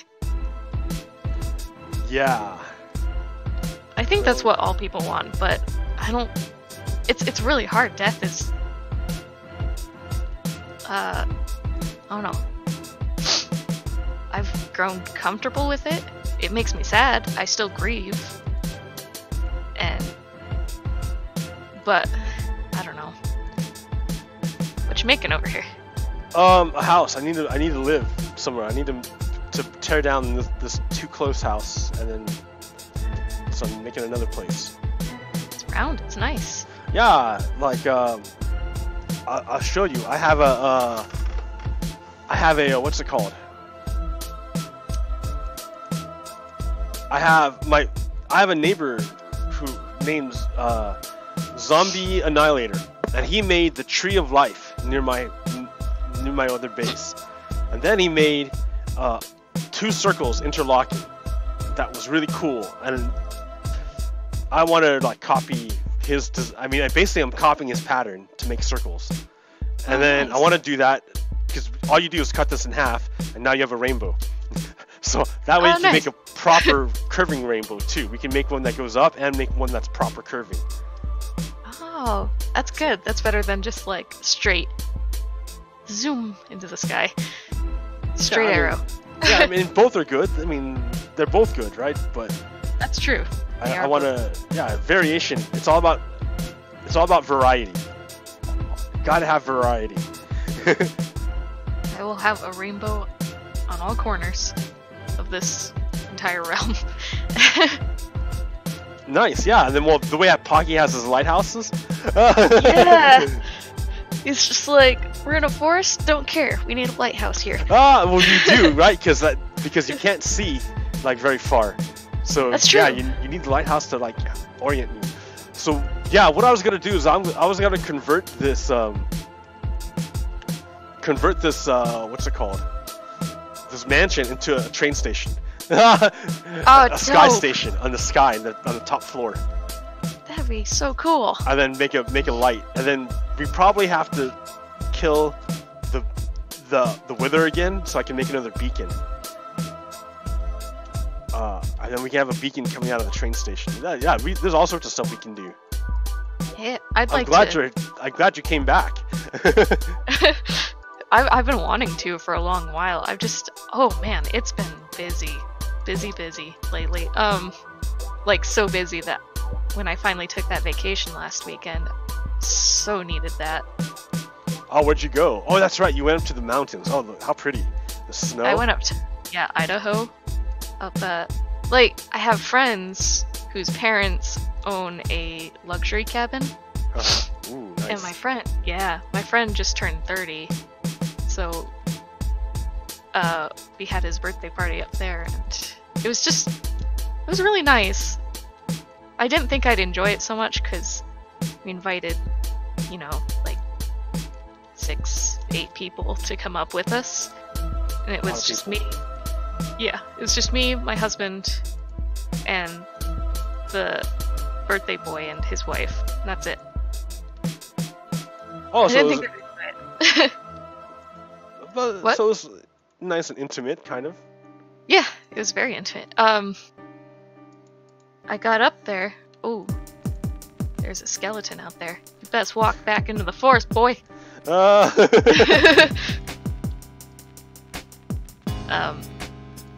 I got there, and the parents were still there just to show us how to, like, lock up.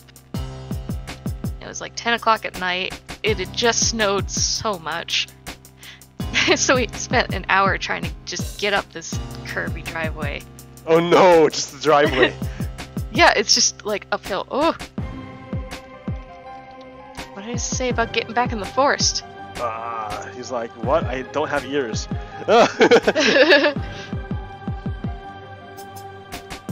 But, like, when we first tried to get up the driveway, they opened the door to, you know, come see if we need help, because they had trouble too. And 4 dogs come running out. I'm like, this is about to be the best weekend ever. Dogs. Like, yeah. Two, what are they called? Border collies? 2 border collies, a chihuahua, and a Bernese mountain dog. It's a big dog, big fluffy mountain dog. Anyway, that was the highlight of my weekend. Just hanging out with some dogs. Cool.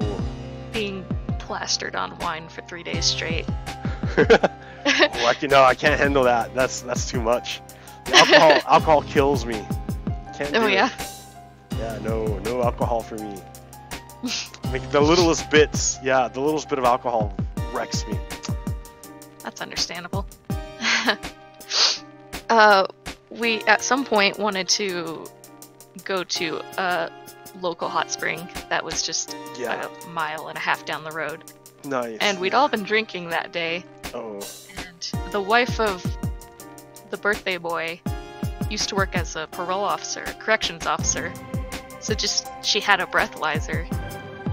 So we used that to determine who was going to drive. If all of us were over the limit, I should clarify, we were not going to go. Yeah. Yeah, but as it turned out, she blew the short straw, so to say. I blew like 1 point above her, so I was lucky I didn't have to drive. I think the legal limit's 0.08 in Utah, at least. In Japan, the legal limit is 0. Oh! They're hardcore, super hardcore about it in Japan. So that, I remember we had like a little birthday party for this guy who came over. So DJ Cheese, his name is he's the one. He's a super cool guy. He had a party at his house for this Japanese guy who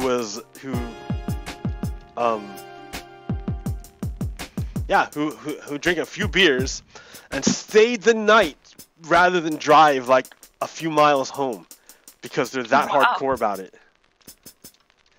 Well, that's good, I think. I don't know. Utah recently had this thing, I think it was maybe a year and a half ago, where they lowered the legal limit. And it went from like 0.08 to something I can't remember. And a lot of people were like, guess I can't just use mouthwash before I go to work now, huh? But what do you think? Do you think it should be harder on that, or? I think we need more options for public transportation. Yes, absolutely. That's what I think.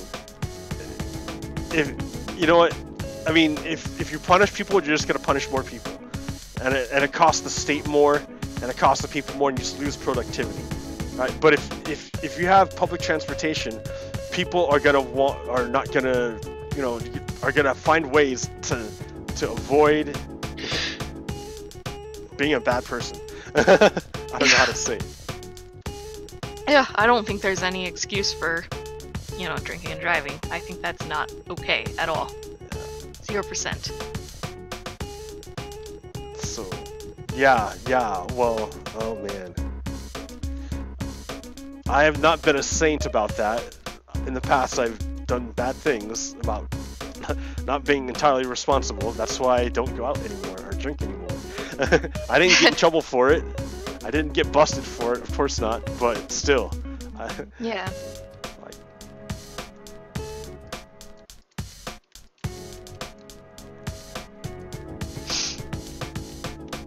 well, you won't do it again, right? no, I don't go So out. you know it's... Oh. Yeah, alright. Yeah, I'm done. Like, when you say you don't go out, do you mean you not leave your house, or...? Yeah, pretty much. Oh. I mean, I do every once in a while, but not that often. Well, I don't really have a reason other than to go grocery shopping and whatever. Oh, nice. I work. I mean, yeah, I gotta go work. What do you do for work? I work for the government. Nice. I help process Kidding. claims for Social Security disability. Oh, nice. Yeah, it's a job. I work in a grocery store, so... That too is a job, yes. It's terrible. Oh, why? Oh my gosh. Well, I mean, it's a nice store, and I used to have a good time being there, but I don't know, it's like a combination of a lot of things. Me just getting tired of, you know, repetitive stuff. Same thing. And, you know, my boss, you know, being unappreciative of my efforts. Even though I'm really trying my best, I really am. So, it's more like I'm here because I need health insurance for my husband. Oh no! I'm still young enough where I'm covered under my parents, but my husband is turning 30 this year, so no. See, man, that's why I'm all about Medicare for everyone. Yeah. Like, I think that's the only way to do it, is Medicare for everyone. Because, yeah, this health insurance for, you know, work for health insurance is so stupid. What a dumb idea is that? Whose dumb idea was it to do it this way? I can't stand it. Yeah, I know, it's awful. Yeah. So, my husband's going to school right now. He's working on his bachelor's in computer science. And he was offered a job recently up at the local, like, Air Force Base. Oh, wow. As a software developer. Nice. And so if he gets up there, they'll give him health insurance pretty much day one. And then I get to quit. Yay! I can follow my dreams. What is your dream? I want to be a dog groomer. Like, more than anything, I just want to be a dog groomer. Oh, so you do have a real connection with dogs. I do. I freaking love dogs. They're my favorite, like, thing in the world. I have 2 dogs right now. And they're my entire world. If anything happens to them, I'll kill everyone and then myself. No! Oh. So, my mom's dog just died, like yesterday, last night. Oh my gosh, I'm so sorry. Yeah. That's awful. What kind of dog was it? He was a mixed Chihuahua and Jack Russell Terrier, I think, or Jack Russell. He was like the greatest dog. He had such awesome personality. That's sweet. Well, he had a personality. I mean, all dogs have personality, right? Like, yeah. And yeah, he was just the greatest dog. And yeah, he had diabetes and he died last night. I mean, my mom had to he went into diabetic ketoacidosis. Oh. And that was just come on, what are you gonna do? This 12-year-old dog, Yeah. Yeah. Wow. Now I feel like a jerk because I was just like, let's talk about death. Yeah, no, but that's the thing. That's not the only thing. Like, people have been dying all over the place around me. Like, it's kind of freaky. Really? Yeah. Whoa. My grandma just died. 2 of my coworkers died. Oh my gosh. My mom's dog just died. Luke Perry just died. People dying all over the place. Oof. So it's weird. Things are weird. That is weird. Yeah, that's why when you said thinking about death lately, I'm like, yeah, me too. Wow, I feel like a jerk. I'm no, so sorry. Don't feel like a jerk. You had loss. no idea. You had no idea. Because I've had 0 loss lately. Well, I had a close friend die in a car crash. When was it? Just before Christmas. It was really tragic. Like, we're gonna go see a local band at a bar, and text her that morning like, hey, you want to go see this band with us? And I never got a response, and then I learned why, and then terrible. Just awful. Anyway. But so we're here, right? We're still here. So hey, do you know what Chuck Tingle? Yeah. Oh my gosh. Yeah. What about Chuck Tingle? Do you know about Chuck Tingle? I do, yes. Alright, well then you know about the Tingleverse. The Tingleverse? Yeah, you don't know the Tingleverse? Okay, so Chuck Tingle, the reason why I like Chuck Tingle so much is because of his metaphysics. His metaphysical model of the Tingleverse. So, according to Chuck Tingle, we're all in the Tingleverse. And the Tingleverse is made up of layers of reality. Imagine this reality being like a flat pancake. This whole universe is one flat pancake. And then on another layer, either direction, up or down, whatever, it doesn't matter, is another layer of reality. A whole other universe stacked right on top of this universe. And then so imagine the universe, the multi-universe, as being like a stack of pancakes just on top of each other. And the closer to the source you get, the source is called the tingularity is the source, the name of the source. The closer you get to the name of the source, the more gay everything it becomes. Now, that's not sure if it's gay because of its homosexuality, or if because the barriers between people break down and love flows more easily. I don't know why, but whatever, that's the way it works. So, the way Chuck Tingle says is that everyone has limited time here in each layer of their reality. Right? You're only on this timeline for a short time. But when you die, you don't die. You're not that's not the end of you, that's just the end of your story on this timeline. But what that means is that you go to a different layer of the Tingleverse and continue the story there, a new story. So, yeah, you can't be sad about death because it's just transformation, it's just going to the next story. We're just going to the next Tingleverse. Yes, the next layer of the Tingleverse. Huh. And it's all love, it's all love. That sounds nice. Does that mean I haven't reached peak gayness yet? I mean, sure you have, right? Everyone has their own, so I'm using Chuck Tingle's vocabulary here, but the way he makes it says that everyone has their own trot. No trot is inherently worse or better than others, right? Your trot is your trot, the way you trot about. So if you know, if whatever thing makes you tingle, that's the thing that makes you tingle. as long as it's consensual. It's got to be consensual. Absolutely. You know? So, but yeah. So Chuck Tingle's great. I love Chuck Tingle. He's awesome. I have one of his books. That side of him. But yeah, dude. I have one of his books about the void. His complete guide to the void. Because so the universe, right, is all these layers of reality stacked on top of each other. But outside of that pancake stack is the void. And the void is just like, it's devoid of love. It's just nothingness. So you don't want to hang out in the void. You want to hang out in the Tingleverse. Oh, nice. Oh, thanks. Yeah. Ooh, I got a text message from my mother. Oh.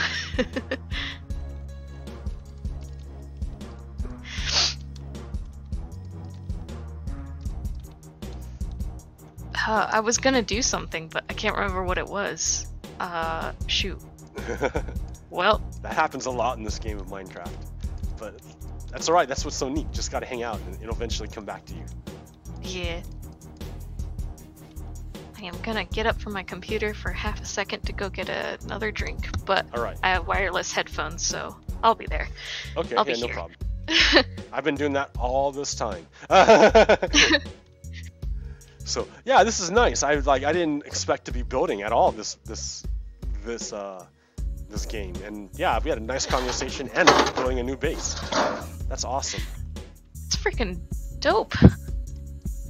I wanna. Oh, never mind. I was gonna say we should build that lighthouse, but we need pieces that, are unattainable.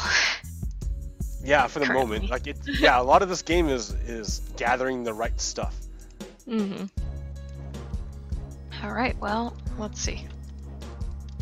Oh, there's a creeper up on the mansion. You get down. I think I'll go down to the mine. See if I can find anything.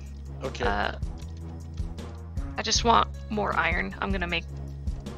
Oh no, iron! See, that's what I should have did. Is I should have brought some iron. It's okay. It's what I'm here for. To make so much iron. No. I hate it. It takes so long to dig. And no, I made an iron farm specifically so you wouldn't have to do that.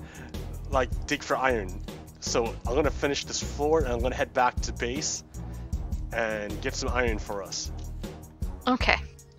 Yeah, that's good enough for right now. Then I'm gonna get, I don't know, coal.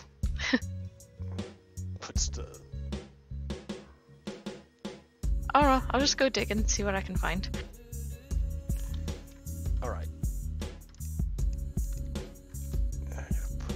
Oh no! Oh, there's a portal down here. Huh. Yeah, that's the one we came in from, remember? Oh! Yep. I'm just... so smart. It's okay, it's easy to get disoriented, right? I'm like familiar with all this area, but when I first came here, I was super lost. It was really, really scary.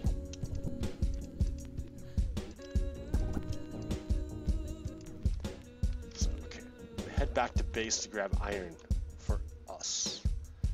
What else do we need? Oh, I'm just gonna grab a bunch of stuff. I got it. It'll be cool.